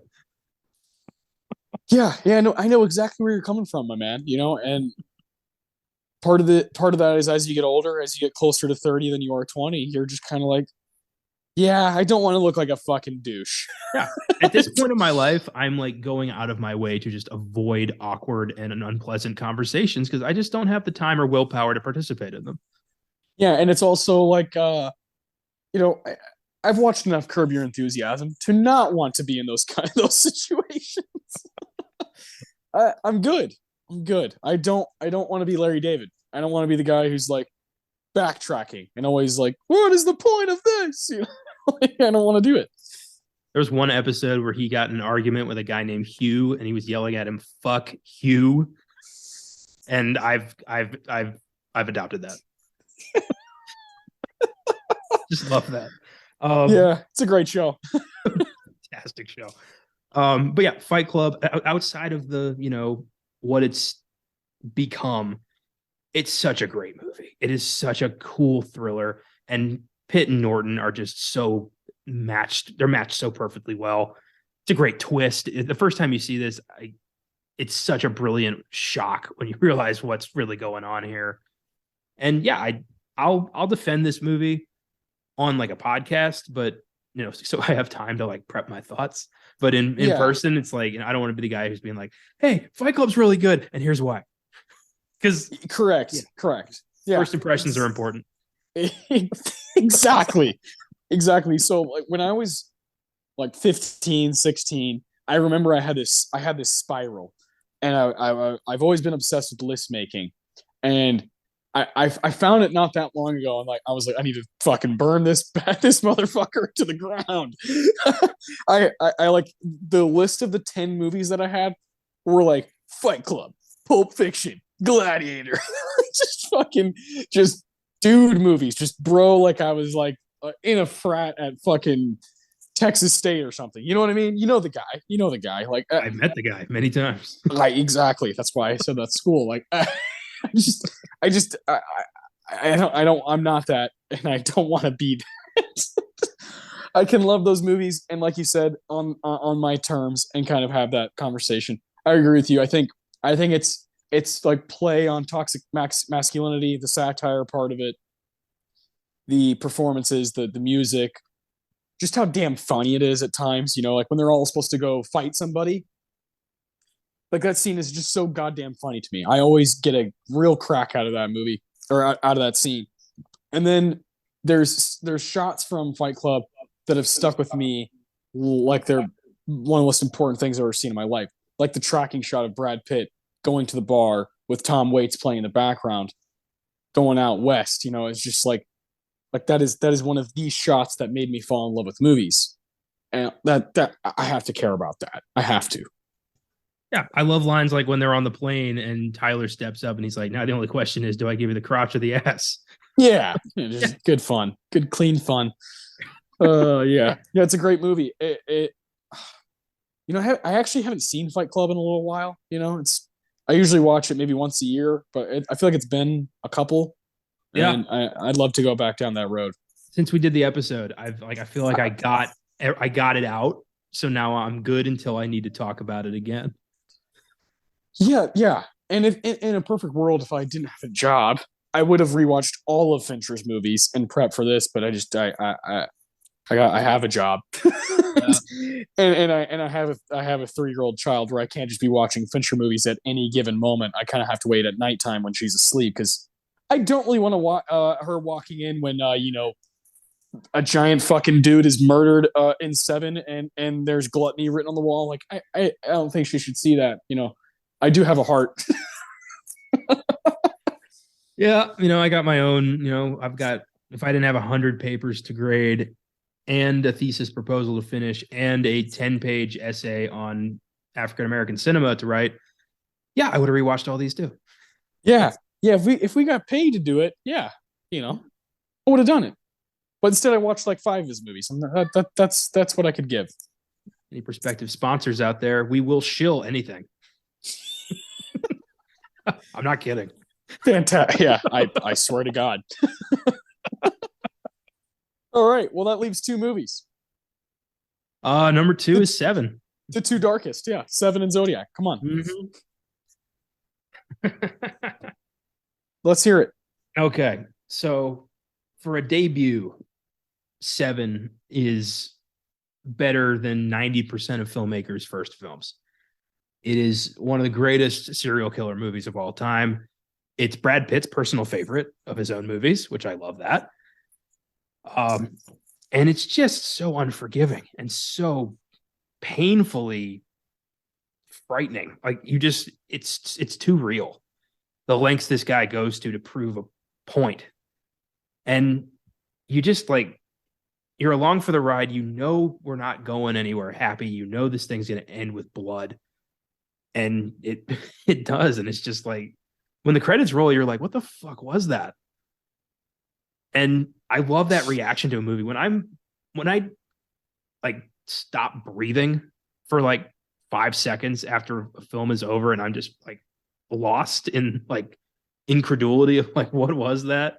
That is an amazing feeling. And I've seen Seven a lot and I have that reaction every single time I watch it. Yeah, it is not friendly, this movie. And God, I love that about Fincher. I love that the ending of a lot of his movies are like, fuck me, just we're screwed. Everyone's screwed. it's it's not gonna be pretty. And I love that Seven. It's been a long time since I've seen Seven all the way through. I don't even know how long. I've owned it for like a decade. I love it. It's always been outside of my personal top 5 until last night when I rewatched it and I was like, God damn. I just love this movie, and how dare I forget that kind of that adoration. It's just not one I've rewatched as much as, Zodiac, Social Network, Dragon Tattoo, Gone Girl, all these other ones. And maybe it is because it is perhaps the bleakest, perhaps you know perhaps the darkest of all of his movies. And you alluded to it earlier in the episode when we were first kind of glossing over, just kind of like, kind of scanning over Seven and over Fincher. It doesn't show you a lot necessarily. It doesn't show Kevin Spacey fucking cutting people up and doing all this stuff and shoving things up their, genitals. It doesn't show that. But there's something about the power of the mind, the power, that like is darker, like the imagination, as a viewer, how dark you can go as a viewer, and how nasty you can get. You're like, oh, I wonder how that happened, and you kind of go there, like inside the mind of a serial killer. And I think that's part of the point of the movie, is to kind of show you that you're sitting watching this 2-hour movie and you're fascinated by the darkest shit. How fucked are you? And I felt the movie pointing at me a lot last night.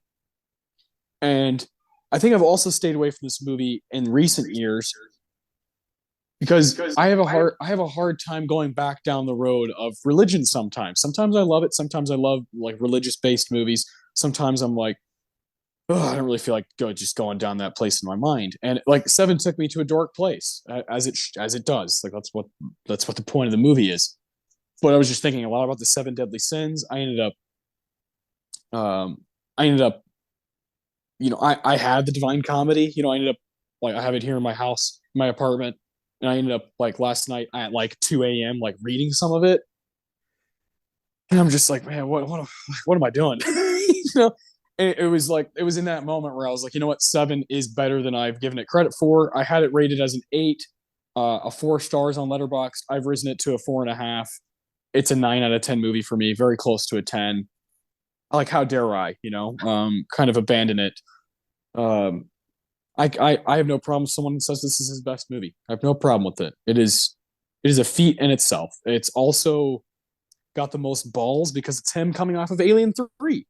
It's him coming off of a failure. And a movie that he's always wanted to disown, and he buckles down, makes this incredible movie. The title card is like it's you're like sunken in when you hear Nine Inch Nails and you see all the names and the font of it and kind of the scratchy noises. You're like, I am going to a nasty place, and they don't tell you where you are. They never say like it's an unnamed city. You assume it's New York because it's New York, but they never. Morgan Freeman doesn't ever say that. He keeps saying, "Why did you come here? Why did you move here? Why did you transfer here to Detective Mills to Brad Pitt?" And you're just kind of like, are they in hell?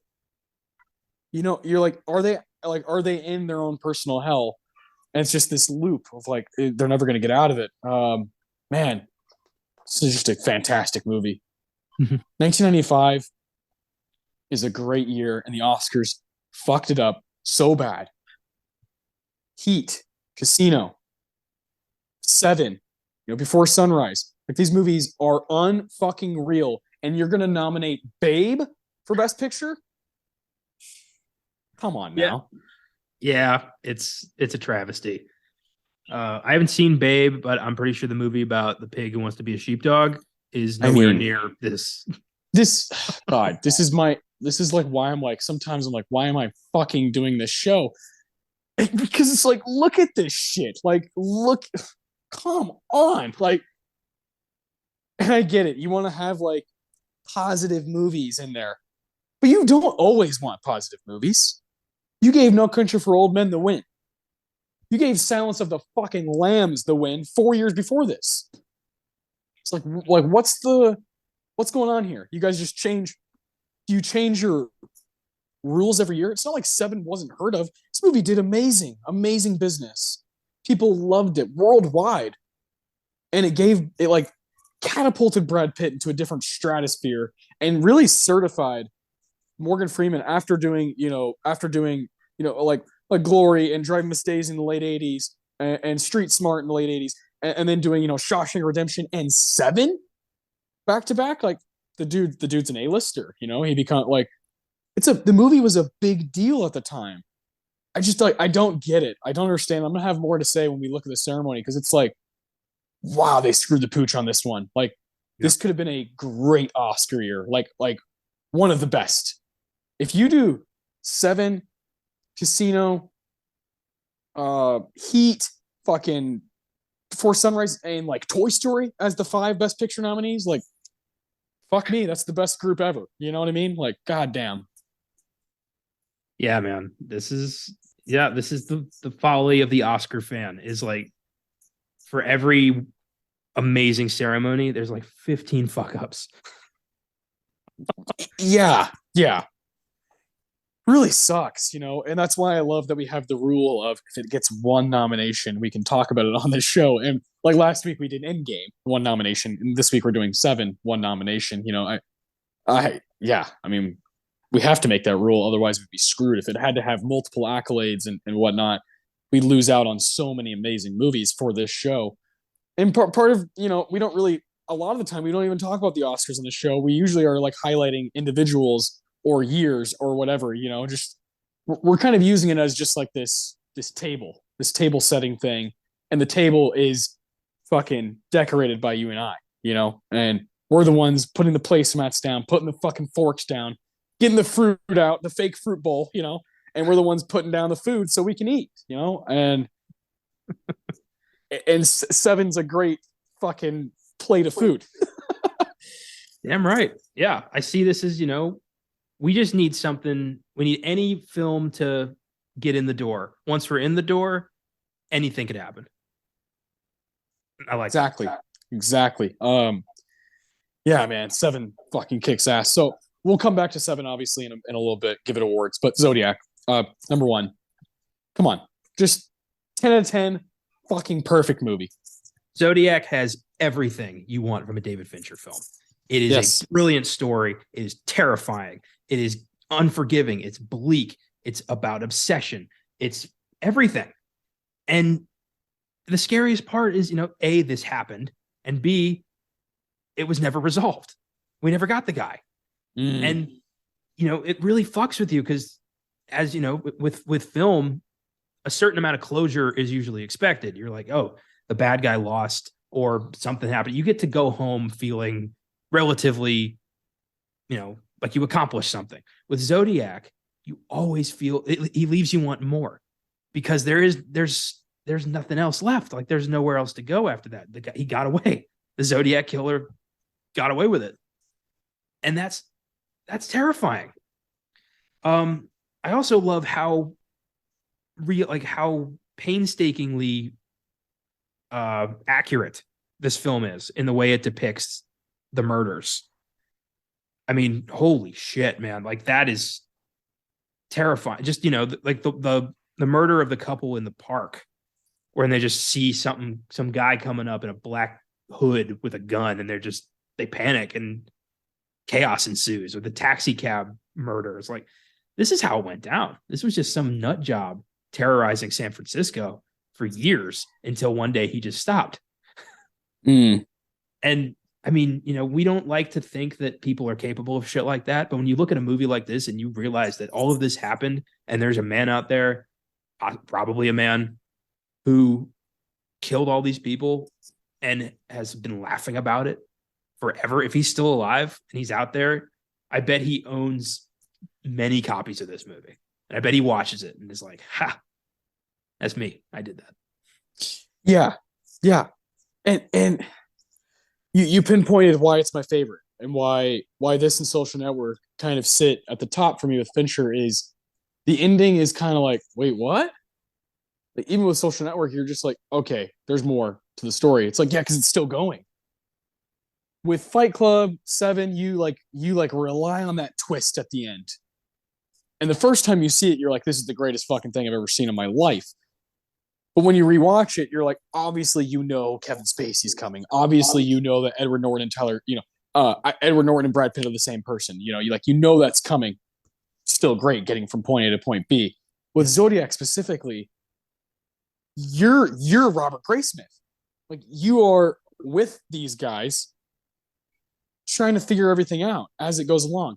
Every time I watch Zodiac, and I watch it once a year, the reason I wanted to do a Fincher movie around this time is because, it's fucking fun to talk about. Se7en's a movie that was past due for my own personal watching. But this time of year, post Halloween, starting to get cooler, starting to rain a little bit, especially today in San Antonio. It was kind of like, for San Antonio, it was like 38 degrees, raining, just kind of like, for Texas. And it's like, well, I want to watch Fincher movies, like that November, December, like that. This time of year is when I watch these psychological thrillers and horror movies. This is my favorite time of year for movies that are masterful in tone. And Zodiac is so good at its tone. And when I watch it, I hope it's raining outside. I hope it's nasty. And I hope I'm alone so I can fucking pause it every 10 minutes and be like, all right, where are we at? let me write down what my suspects are so far. And I'm with these people, and it's so episodic. I normally do not like movies that like your run-of-the-mill typical biopic that covers 20 years. This movie covers 15 years of really important shit happening in California. Normally, I don't really like that. I would prefer it goes from 68 to 83. Normally, as a fan, I prefer you to cover 68 to 70. But this movie does it flawlessly. The editing is unbelievable. You really don't miss a beat. They tell you every time, all right, now it's 77, now it's 78, now it's 79, now it's 82. You have your little time jumps, but you're always with your guy, Jake Gyllenhaal. You're always there with him, with Robert, just trying to figure the damn thing out. That book is so fucking good. I read that shortly after seeing the movie, and I still have it on my shelf. Still have that book that with that famous yellow cover. I still have it, and I'm so obsessed with this particular serial killer. I think it's so fascinating, and I think Arthur Lee Allen, played by John Carroll Lynch, should have been up for Best Supporting Actor. Maybe should have won. He is so goddamn creepy. And then you have one of my favorite trios, lead trios of all time in this movie: Gyllenhaal, Downey Jr., Mark Ruffalo. bunch of fucking Marvel people now, you know. They're all like so giving to one another on the screen, but also so aggressive. It's really a masterclass in acting. Those three guys in this movie, when they're on the screen, they're supporting each other, but they're also, you can tell they're competing, and they're like trying to play their character the best. And it's just a fucking epic movie. My last question for you is, since we both agree Zodiac's number one, I love that. That's great. My last question would be, first five movies: Seven, The Game, Fight Club, Panic Room, Zodiac. Second five: Benjamin Button, Social Network, Dragon Tattoo, Gone Girl, Mank. If you're on a deserted island, which five are you taking? uh, like between the first five and the second five? Yeah. First five. Absolutely. That's not even a Yeah. question. Yeah, first five, you get Zodiac, Seven, and Fight Club, and then you get The Game and Panic Room. It's fine.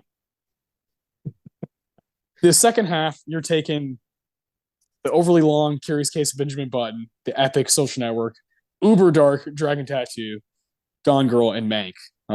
So yeah, I take the first five too. The way I see it is, if I want to just kind of, entertain myself until I'm rescued, I'll take the first five. If I want to be sucked of all hope and just kill myself, I'll take the second five. Yeah, I mean, they both got that going on, because you got Seven in that first group, and you're like, oh god damn. And you got Zodiac, but the other group, you got fucking Dragon Tattoo, and you're like, oh Jesus, you're fucked either way. You're fucked. You're gonna lose your mind. You're gonna lose your mind. You don't want to be taking these movies to the deserted island. The ideal situation is I don't take any Fincher, and I just load up on Zemeckis and Tarantino, and I'll get inspired enough to build a boat or something. Yeah, take Castaway. Yeah. Yeah. That's fantastic. Well, this is fun as shit. So I'll run down our list real quick, and then we'll talk about Seven a little bit more, and like what exactly we pinpointed and loved about it so much with our awards. Got number 10, Curious Case of Benjamin Button. Number 9, Panic Room. Number 8, Mank. 7, The Game. 6, The Girl with the Dragon Tattoo. 5, Gone Girl. 4, Social Network. 3, Fight Club. 2, Seven, and number 1, Zodiac. What a run of movies. Real quick, one last Zodiac story. I mean, we could keep going on Zodiac all you want, buddy. The reason it became my favorite Fincher, when we did it for FILMGAZM, I watched it alone in my old apartment, and it was late. It was late, and I was like, I hadn't seen it in like a decade, and I was watching it, and I was immediately like, oh, this is really good. This is awesome. Yeah. And I was intending to watch half and then go to bed because I worked the next morning, but I watched the whole thing. I ended up late to work the next morning. But when it was done, when Donovan's Hurdy-Gurdy Man is playing, which I can never hear that song again without thinking of this movie. Yeah. A noise popped in my air vent in my bathroom. Like my AC kicked on and it just went like slam, some loud noise. I freaked out and became convinced, like, oh my God, the Zodiac killer's in my ceiling. John Carroll Lynch just comes up. Hey, buddy. I'm like, that was my first thought, was like, oh God, he's alive and he's here. And then my second thought was like, you're a fucking idiot. But yeah, the movie had that kind of power. And I was like, oh, this is brilliant. I haven't been this freaked out in a long time. So props to Zodiac. It scared me. That's great. That is great. I love that. That was a lot of fun. Doing that episode on FILMGAZM was really cool. It's like, just kind of marries all of our favorite things about movies into one, and perfect for FILMGAZM. Wish it was up for Oscars, but shit, I'll always bring it up when I can. All right, let's hone in on Seven. Let's talk about this 1995 masterpiece. We have the Quentin Tarantino for best quote, the Ennio for best music moment, the Philip Seymour Hoffman for the best performance, and the Roger Deakins Award for the best scene. So take it away whenever you're ready. Yeah, this is a great screenplay. A lot of great lines in this, a lot of great character moments. I had one written down that was super long, and I decided to cap it, frankly, because I just didn't want to read all that. But the quote I did pick comes from John Doe, and it's him kind of explaining like the meaning behind this whole thing. And he says, wanting people to listen, you can't just tap them on the shoulder anymore. You have to hit them with a sledgehammer, and then you'll notice you've got their strict attention. And I'm like, I feel like Fincher threw that into the screenplay to let people know exactly how he's going to handle his career going forward. I like that. I like that. Because none of his movies are subtle. They're all a sledgehammer in the face, and you're just like, oh, fuck, I'm here now, I guess. Oh, man, I like that a lot. Yeah. And that's obviously comes at the climax of the movie. Kevin Spacey has arrived, and he's lights out. We haven't really talked about him yet. He does Usual Suspects and Seven in the same year. He of course goes on to be the lead man in a movie like American Beauty. I find it really fascinating that he's John Doe and Kaiser Soze in the same year. Crazy. Yeah, both characters who have are super enigmatic and walk with a limp. I think it's the same guy. Yeah, it's got to be, right. They got to be like in the same vein, same world.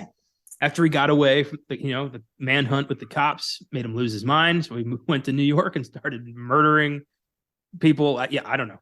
You could write a whole theory about that, but it's wild. Yeah. Oh man. Have you read about just kind of like there were like apparently a bunch of different endings for this movie? And I read about a few of them. Yeah. Yeah. Like trying to narrow that down. I feel like they picked the perfect one. Yeah. I remember reading one of them was like, I think Brad Pitt was supposed to shoot himself at the end.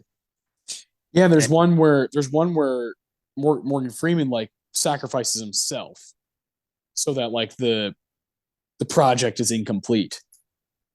Because it was like a good deed instead of the 7 deadly sins. So like John Doe would have done 6 deadly sins in one good deed. So like he would have ruined the whole project. And I was like, that would have been interesting.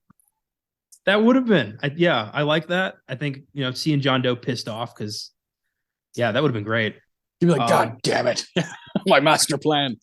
I feel like the Brad Pitt killing himself would have been too much. I mean, it's too much dark shit all at once. And I don't think people would have liked it as much.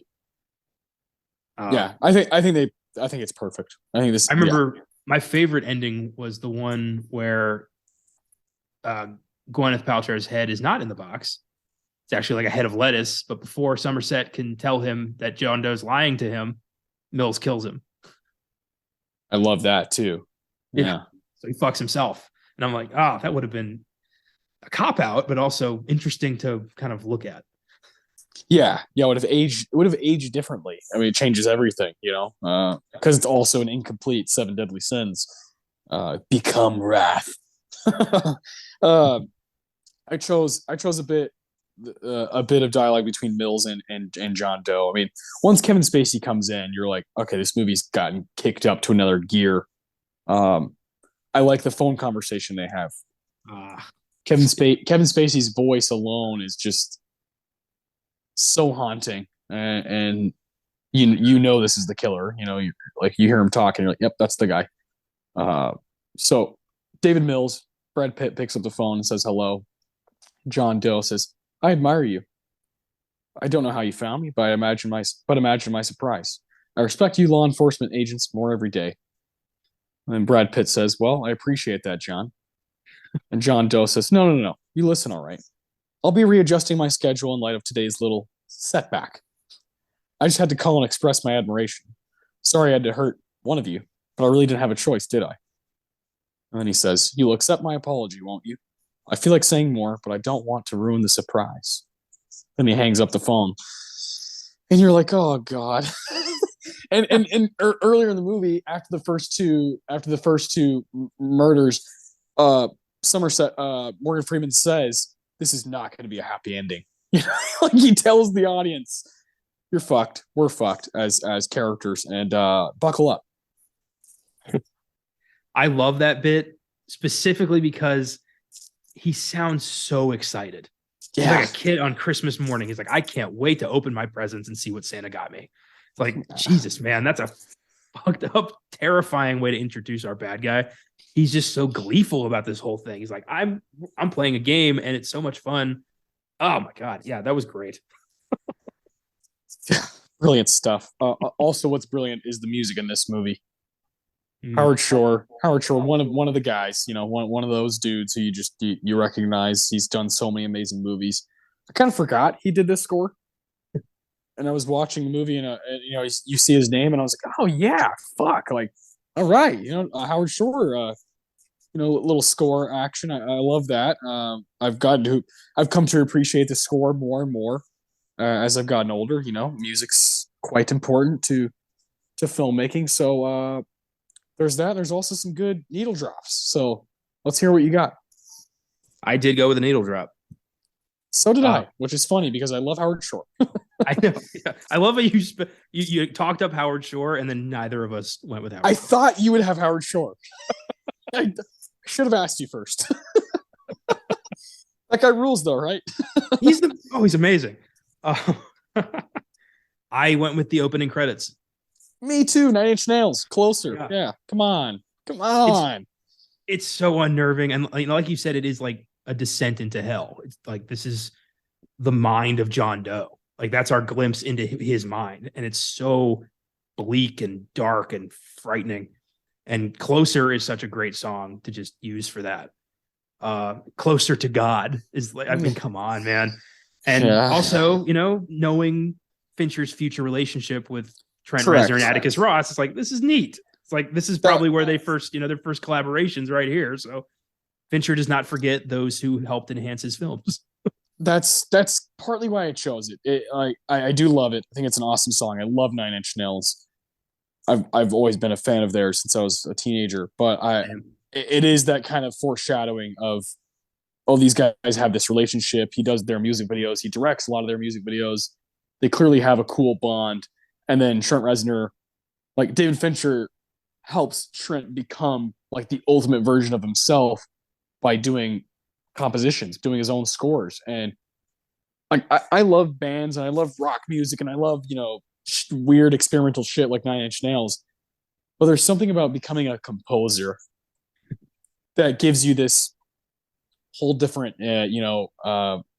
reputation and respect from movie people and from music people. And I think Reznor, through Fincher's career, we've seen Reznor become just a complete mastermind. And I'm so grateful that they have that bond because they're a staple in my mind. When I see Reznor Atticus Ross, I'm like, fuck yeah, like this. At least that I know is going to be on point. Yeah, I never would have thought the 9 Inch Nails guy would have 2 Oscars for Best Original Score. That's awesome. Yeah, and he seems so fucking cool, Trent Reznor. Like every interview I've seen him in, I'm like, this guy seems just awesome. I love the little detail in The Girl with the Dragon Tattoo where Lizbeth's like weird hacker partner had a 9 Inch Nails t-shirt. Yes. Yeah, and wearing the night, and then there's a scene where Lisbeth Remar is wearing a shirt that says "fuck you, you fucking fuck." So awesome.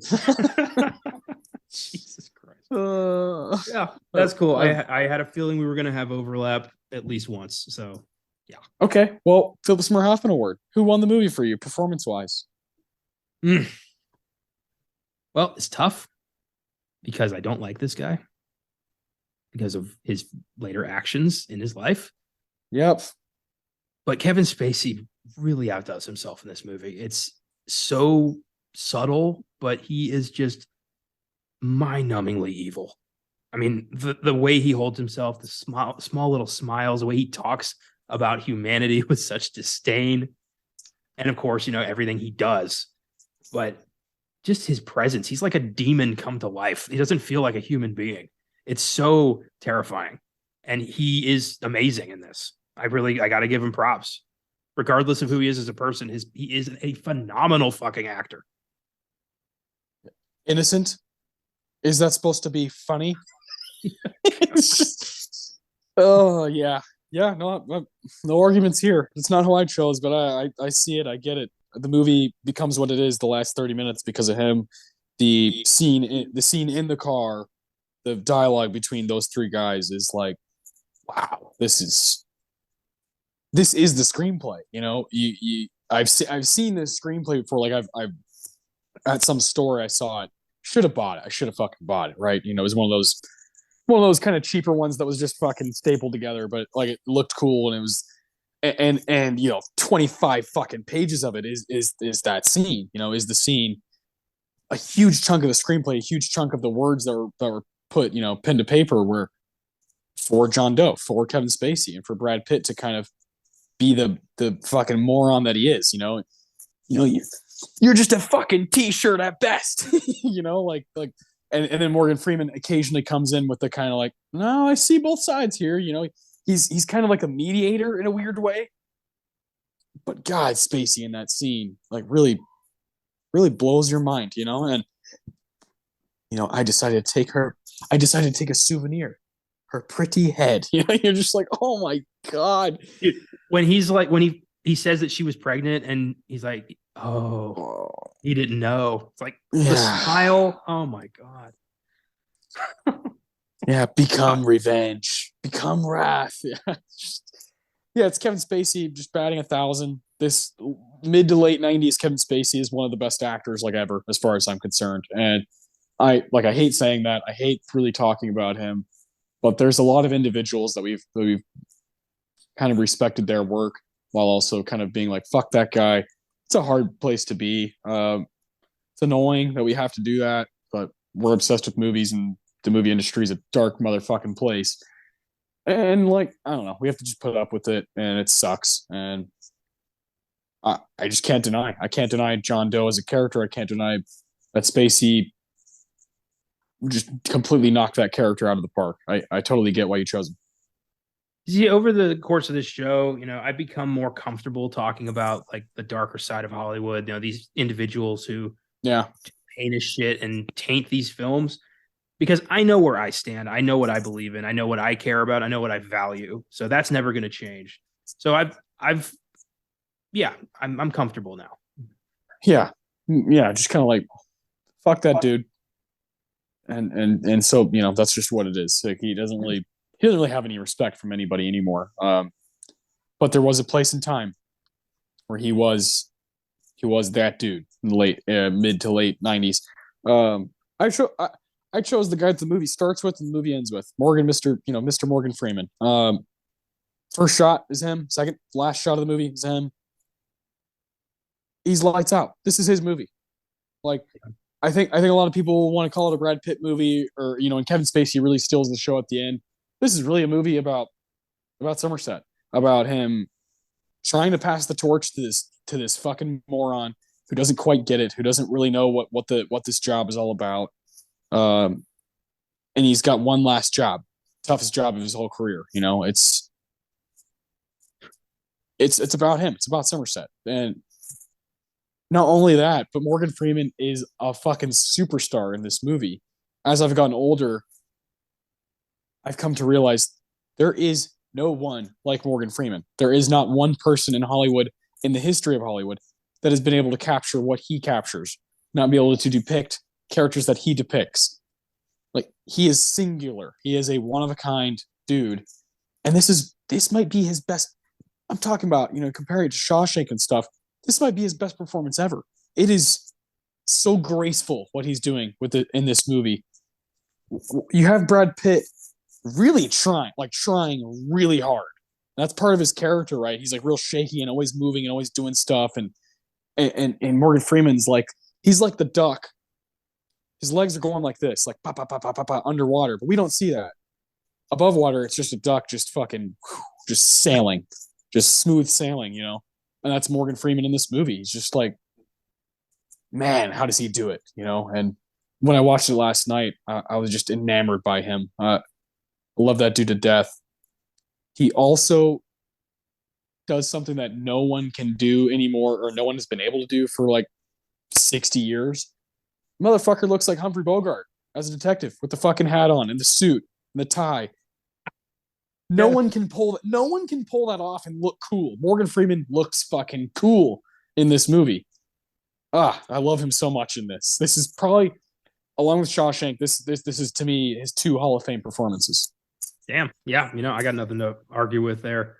That's cool. Yeah. I love the old school cop look. It's great.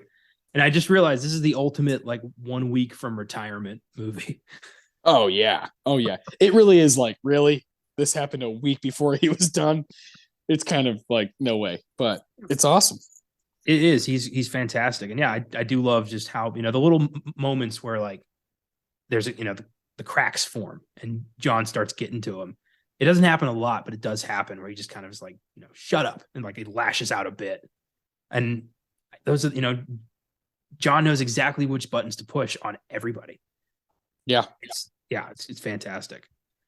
I nearly went with Leland Orser. Oh, dude. No arguments here. That scene fucking haunted me for so many years. It's so good the way he react, like his brief scene where he's just talking about what John forced him to do to that woman. Oh my god. Yeah, he's incredible. Yeah, what a scene, I nearly went with John C. McGinley. Dicks. Oh fuck me. Dicks, you're gonna want to see this. I love Arlie Ermy as the captain when he answers the phone. He's like, "This isn't even my desk, son," and hangs it up. Such a cool cast. Oh Jesus, the mid-90s were so fucking awesome.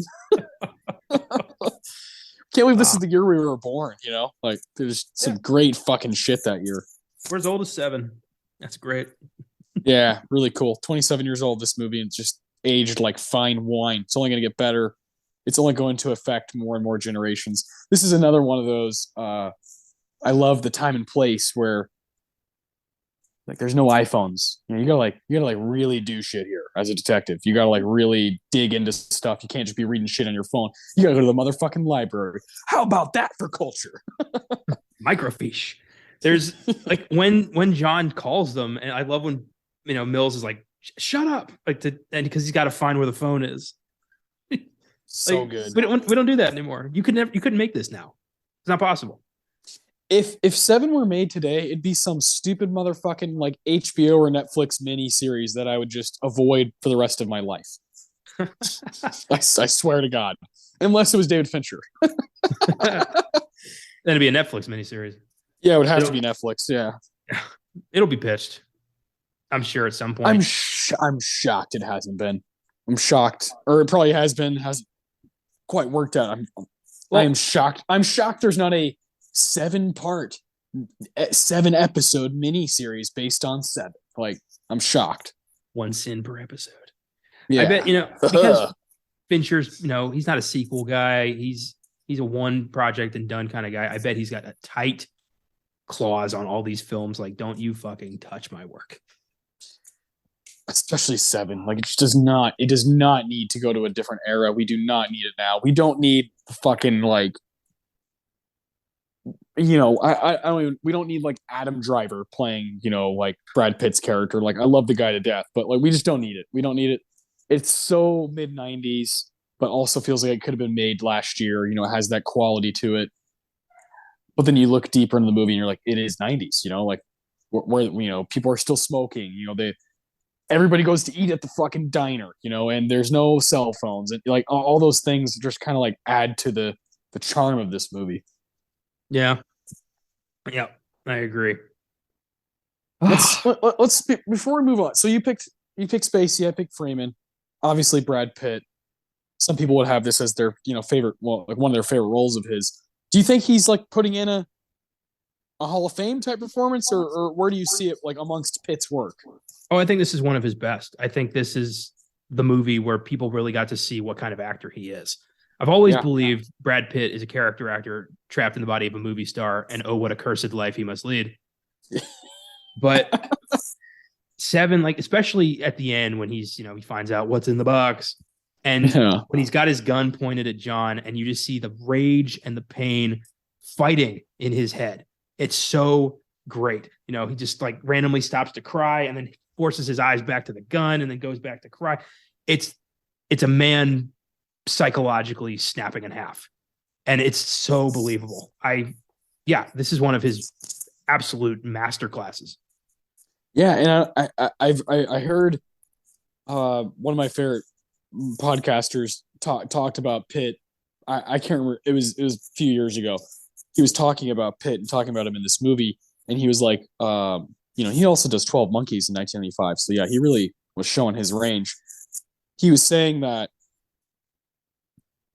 Pitt has never overlapped this role, meaning he's never quite done that kind of a character like since then. Like we've seen him play to his like stereotypes, especially in Tarantino movies.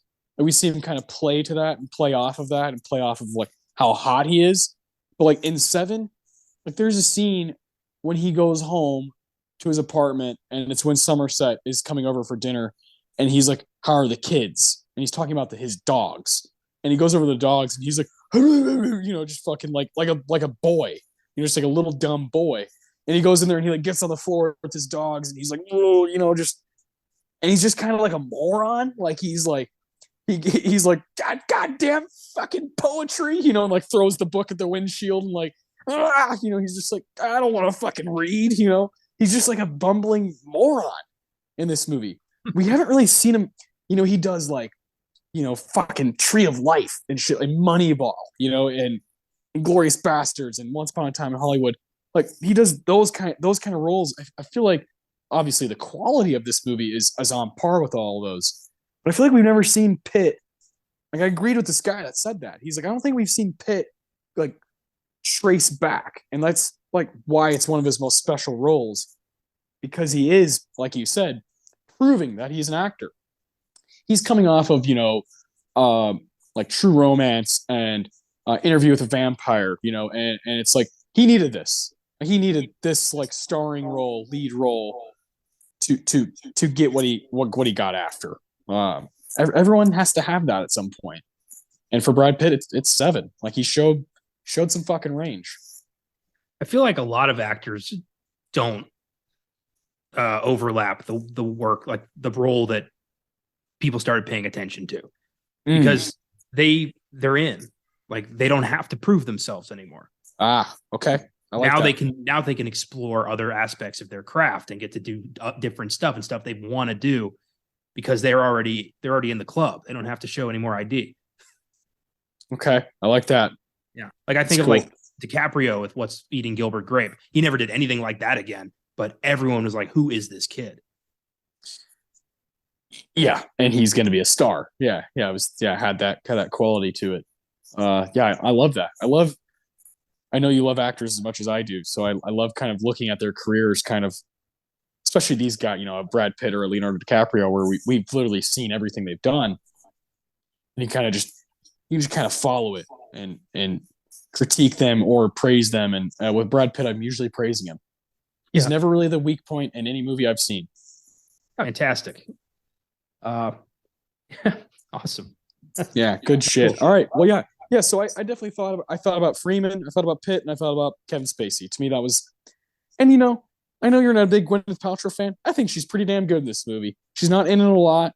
I think she's really good with Morgan Freeman. I love the diner scene between them two, and of course, she's someone I greatly appreciated after I saw this and Royal Tenenbaums. Like I was like, oh man, I really like her. This era of her career. I do love that after I put the foot down last week, we then have a Gwyneth Paltrow movie. Yeah, I didn't even think about that. Then I was watching her and I was like, oh yeah, Connor hates her. Oh yeah. Vagina scented candles. Yeah, great. Jeez. Yeah, I get it though. She's, for what her character represents and what she has to do in this, she does a serviceable job. I'll give you that. Yeah, I agree. All right, best scene. Are you gonna get cute or are you going with the ending?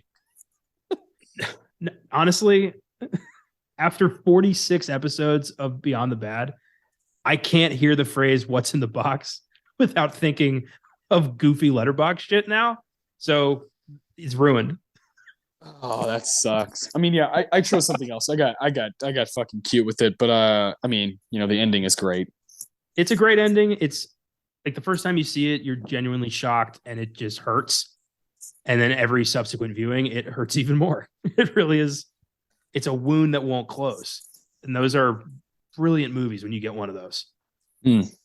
Uh, but I was torn between two specific sins. I ultimately went with my gut because this is the scene that makes this a horror film. I know yep, I know. Yeah. Sloth. Yeah. Holy shit. Does this not get better every time I watch this movie? This still fucking haunts me, man. It's such a great scene. They think they found the guy, some, pederast asshole who knew the second victim. So they all get in their squad cars to go take this guy down. They get to the apartment and the bedroom is decked out in thousands of pine tree air fresheners. And that's just like, what the fuck? That's such a creepy visual. How this film was not up for production design is a goddamn like crime against humanity. Yep. But they look down at this corpse and it's just this guy who was just forced to be bedridden for a year and he just wasted away and he's covered in bed sores and veins and he looks like a zombie. And then John C. McGinley leans in to cuss him out and the guy coughs himself awake and you realize this fucking corpse is still alive. Oh my God. It's so well done and just immediately propels this out of crime thriller and into straight up psychological horror. It's great. The other scene I almost went with was Lust, the scene where Leland Orser is freaking out in the interrogation room and explaining what he did to the lady. But Sloth just represents such a significant change in the film that I had to go with that. Yeah, it's like a genre turning scene, and you're gonna love this. So the sloth victim is played by Michael Reed McKay. Before that scene, when they were filming it, in the screenplay, it's written that it's a corpse. That person's dead. But Fincher was like, nah, I think it'd be cool if he was alive. So he only told before filming, Michael Reed McKay, hey, I want you to cough.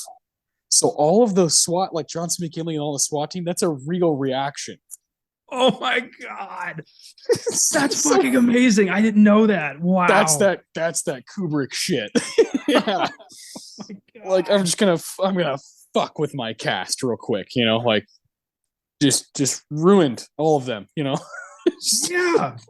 That's some Ridley Scott alien shit, like just capturing raw emotion in the moment. Oh my God. And Johnson McKinley, his reaction is fucking money. He's like, oh fuck me, Jesus Christ, dicks. And they're immediately just like, ASAP with an ambulance. We gotta get an ambulance. And he's just just freaking. And then, my God. And then I love that scene to death too. I almost chose it. It's afterwards when they're talking to the doctor and they're like, oh, and the doctor's like, if you shine a light in his face, he will die of shock. This person has been through more pain and suffering than anybody I've ever come across, and he still has hell to look forward to. You're like, the little detail where he's like, even if he could tell you something, he'd shoot off his own tongue a long time ago. Yeah, God, dude.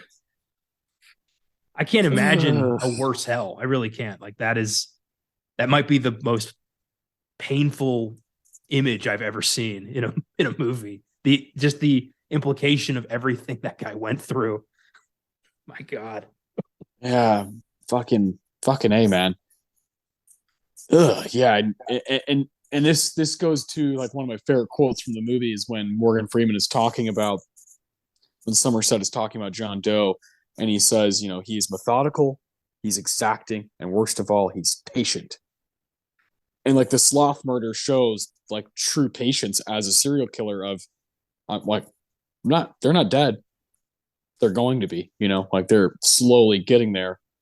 And that's so frightening thinking about how long that person's been there, Yeah. Just hope, measuring out the amount of drugs to make sure this guy doesn't overdose. Like the methodical planning that took is a special kind of evil.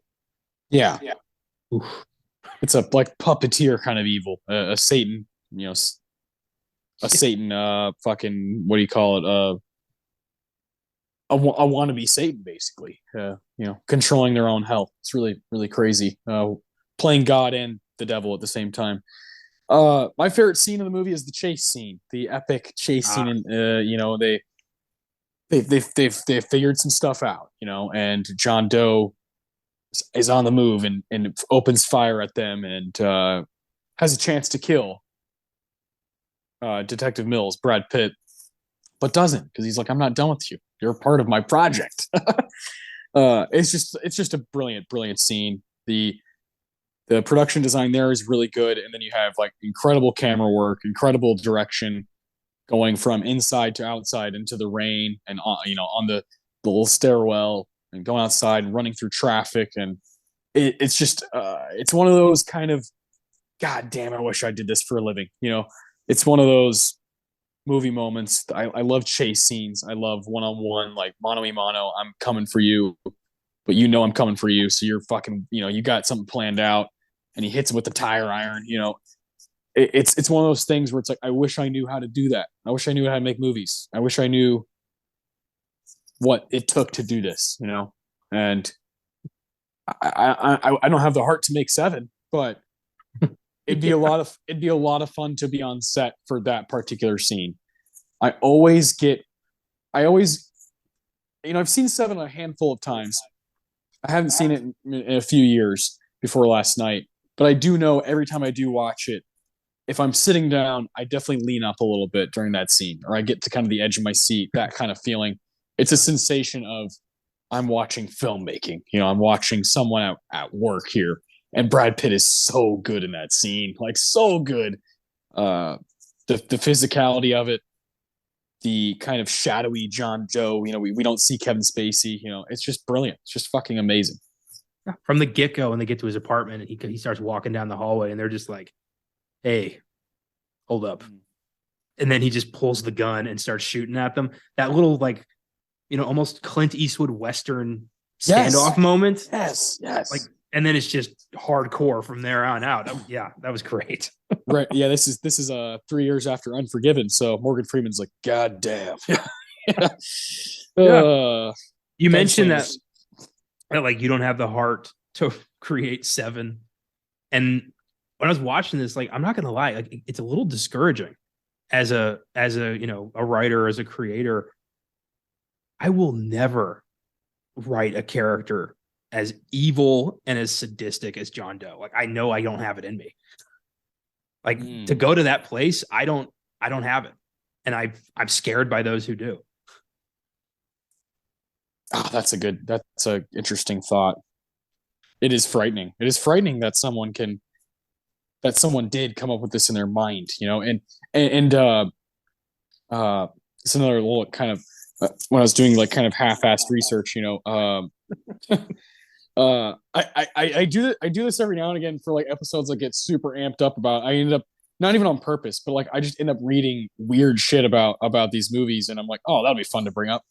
Andrew Kevin Walker wrote this screenplay and like came up with the idea while he was living in New York working at Tower Records. He was there for like 2 years or something, and just kind of like explains that he just like kept getting deeper and deeper, like and deeper into like a place where he felt like,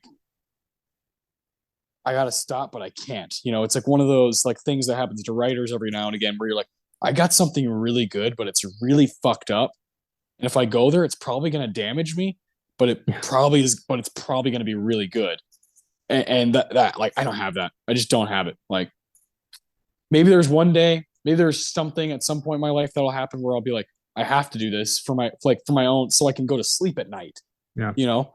But like, I've never experienced anything like that creatively, where you're like so unrelenting and so committed, which is why I love this shit. Like, which is why I respect it so much. Directing and writing and filmmaking, all this stuff is so fascinating to me, because these people like put their own like mental state on the line in order to entertain us.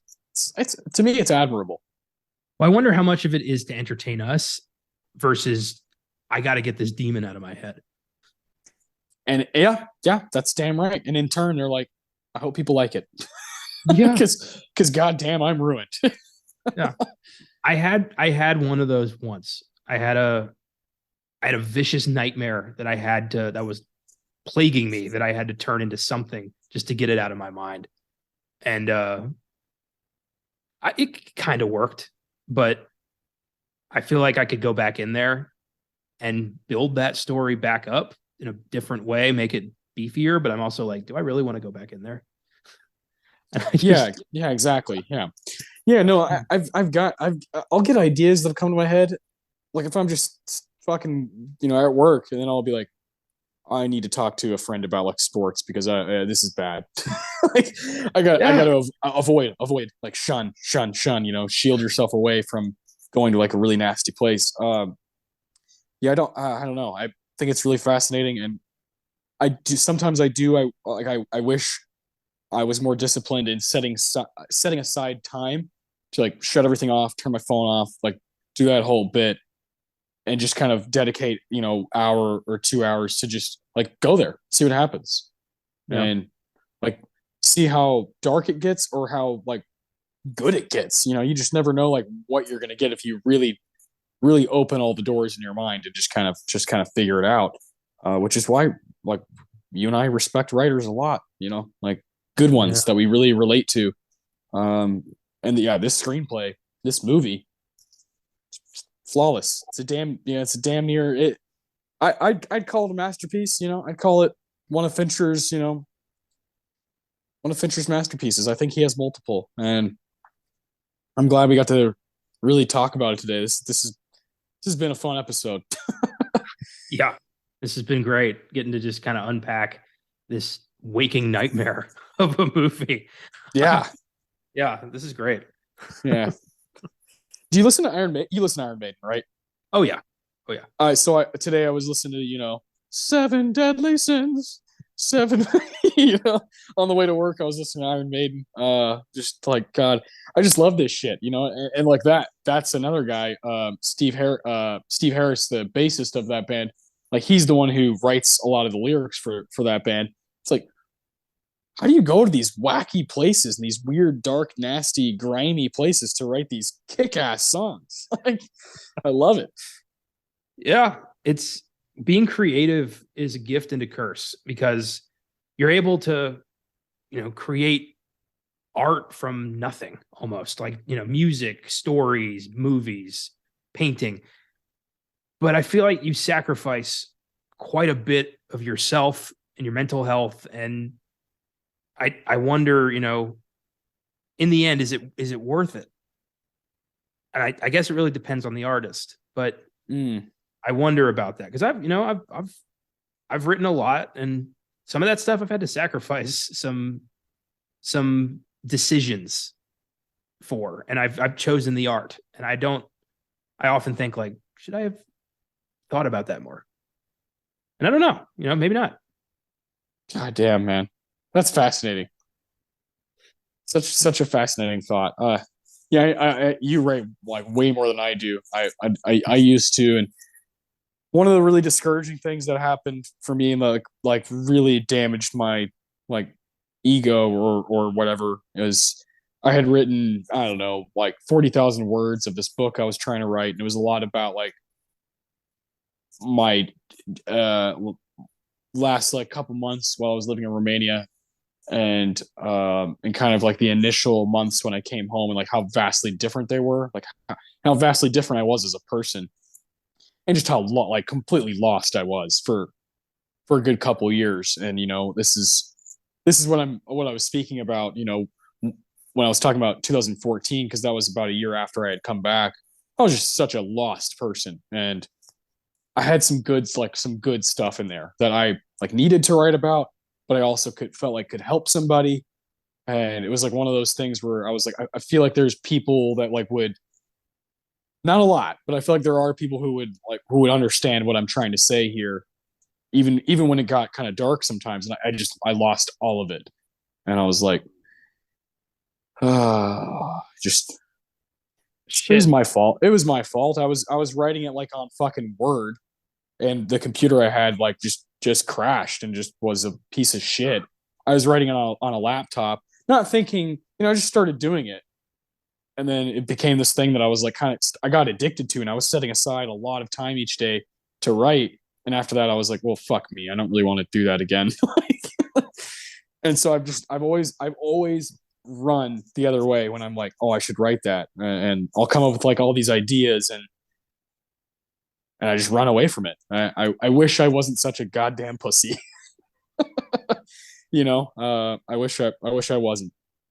No, I mean, I understand. It's scary, being honest with yourself is fucking terrifying. Yeah. And being, art is what is a way where we can be honest with ourselves in a way that's palatable. And I understand being afraid of that. Like, believe me, I know. Yeah. No, I know you get. That's why I like talking to you about that stuff. I think it matters. I think it matters a lot. So yeah, I like going down that road. I knew Se7en was going to bring up something interesting in us that wasn't really having to do with movies. This has been great. Last thing I want to do is look at the 68th Academy Awards. Se7en was up for best film editing. It lost to Apollo 13. That was the winner. Decent flick. I haven't seen that one in a long time, but I remember liking it. Yeah. It also beat Babe, Braveheart, and Crimson Tide. So that group, if you're just looked at it, it kind of describes a lot of like what 1995 was about. You have Se7en, the kind of gritty, nasty, but really popular movie. Crimson Tide, which is just like a good popcorn movie that's just fun. Braveheart, Best Picture winner. Babe, family movie, and Apollo 13, which is, I think it's held up. I think people still like that one. So I think it does it as a category, does a decent job of representing like what was going on. But I would give this award to Se7en, like without a doubt. I think it's just a masterclass in the technical aspects, and without the editing, this movie could be shite. It really could go very poorly if you didn't do this correctly. You're dealing with 7 sins, and they don't really dedicate the same amount of time to each sin, but each one matters a lot. Yeah, and that's the beauty of the editing in this film. Like, it's as much as you need to appreciate each murder. Correct. And Correct. yeah, I like that. So yeah, I would give this to 7 as well, and I would give it a lot more. Oh yeah. So let's talk about that briefly before we get out of here. We talked about like production design. You could go cinematography. You could even throw score out there for a possible nomination. But there's some like major stuff here. Like Brad Pitt, Morgan Freeman, Kevin Spacey, best directing, best screenplay, best picture. Like it should have like 9 or 10 nominations in my opinion. I'm with you, and I think chief of like very top of the list is production design. I am astonished by the production design of this film. Each murder is like, just in terms of set, is so painstakingly like created from scratch, and they all look unique, and it's so visceral and freaky and unforgettable. And just, the way the city looks, it really does feel like, New York died and went to hell, and this is what the police force does. Mm. So yeah, production design for me should have been, yeah, straight up. Just on point. And that's I feel like that's one of Fincher's things. Like if he's going to work on a movie, he wants people that are going to create a world, like its own world. And every movie you go into with him is just so like fucking vibrant. Even if it's really dark and lit really dark, you feel everything. Yep, I agree 100%. Best original screenplay, I think, is a given here. Oh yeah. Yeah, screenplay written directly for the screen was won by Usual Suspects. So it's like, yeah, I mean, that's also it's got some similarities to Se7en as far as like it's got the really cool twist ending. It's got a lot of really fascinating characters. Not as dark, but it's like movie people loved Usual Suspects when it came out, and it was one of those, you got to see this. Seven was the same way. So I'm just kind of like, what the fuck? Like, and it's not like nobody saw it, you know? Yeah. A bunch of people fucking saw that movie and liked it. And I just don't get it. I think screenplay is it's one of its strong suits. Well, I'd say it was too dark, but 4 years prior, Lambs won won Best Picture. So like, Yeah, I've heard that argument like, oh, seven's just a little too like a hair too dark. I'm like, no, I can't roll with that. I just can't. Like, shouldn't matter. That just should not matter. nah, yeah, I don't The understand. Exorcist was up for Best Picture, for Yeah. fuck's sake, you know? Yeah, I guess Woody Allen had a better campaign. Fucking apparently, yeah. I mean, Nixon lost money, so it's not box office. Like it's got to Yeah, be just new director hasn't really paid his dues yet. I bet there was some of that. Like you know, we'll get you next time, Dave. Yeah, yeah, and they didn't. And The game gets nothing. Yeah, took a few pictures for them to realize. Oh, wait a minute. yeah. It took till because you have Seven gets one nomination, the game gets nothing. You got Fight Club, which got the one. It really took until Benjamin Button, where it got 13, where people were like, okay, we've woken up. And like that was the movie that blew Yeah, you away. That was I the know. It's one. like really the boring one. God. Yeah, fuck. Ah, yeah. So Seven should have made a splash here, and I think a showdown here would be really interesting. Because I'm Yeah, a big defender of Braveheart, and I know you are not. yeah. No, I'm not a big fan of that movie. I think it's fine. Yeah, this group. I've seen them all except for one. I haven't seen The Postman. I've seen Sense and Sensibility. It's fine. I like it. It's not great. Babe, no thanks. Apollo 13, pretty good, but like I don't know, it's not Best Picture, and I don't think Braveheart's a Best Picture movie either. Like I just think there's so much cool shit from 1995, like so much, like rich, vibrant, beautiful movies, dark movies, and maybe the greatest animated movie of all time, Toy Story. So yeah, I don't know. Yeah, a lot of mistakes here, but that's for the future. It is, one day it'll happen. 1995. We have been here with Toy Story, and we did Leaving Las Vegas, which Nicolas Cage, won Best Actor. Love that movie. I'd rather that be in the Best Picture group than some of those. Surprise, it's I really, not. yeah. You got Mike Figgis, who was up for Best Director. Yeah, where's David Fincher there? I also just love the crazy fucking spectrum of 95 films we've covered for this show. We got Toy Story, Leaving Las Vegas, and Seven. Yeah, what's next, Babe? Yeah. It's a hell of a triple feature. Oh my god. Yeah, yeah. I guess, the Best Picture Showdown might be next for this year. Let me think. I think it'd be cool to do. Let's see. Are there any other like random ones that I like a lot?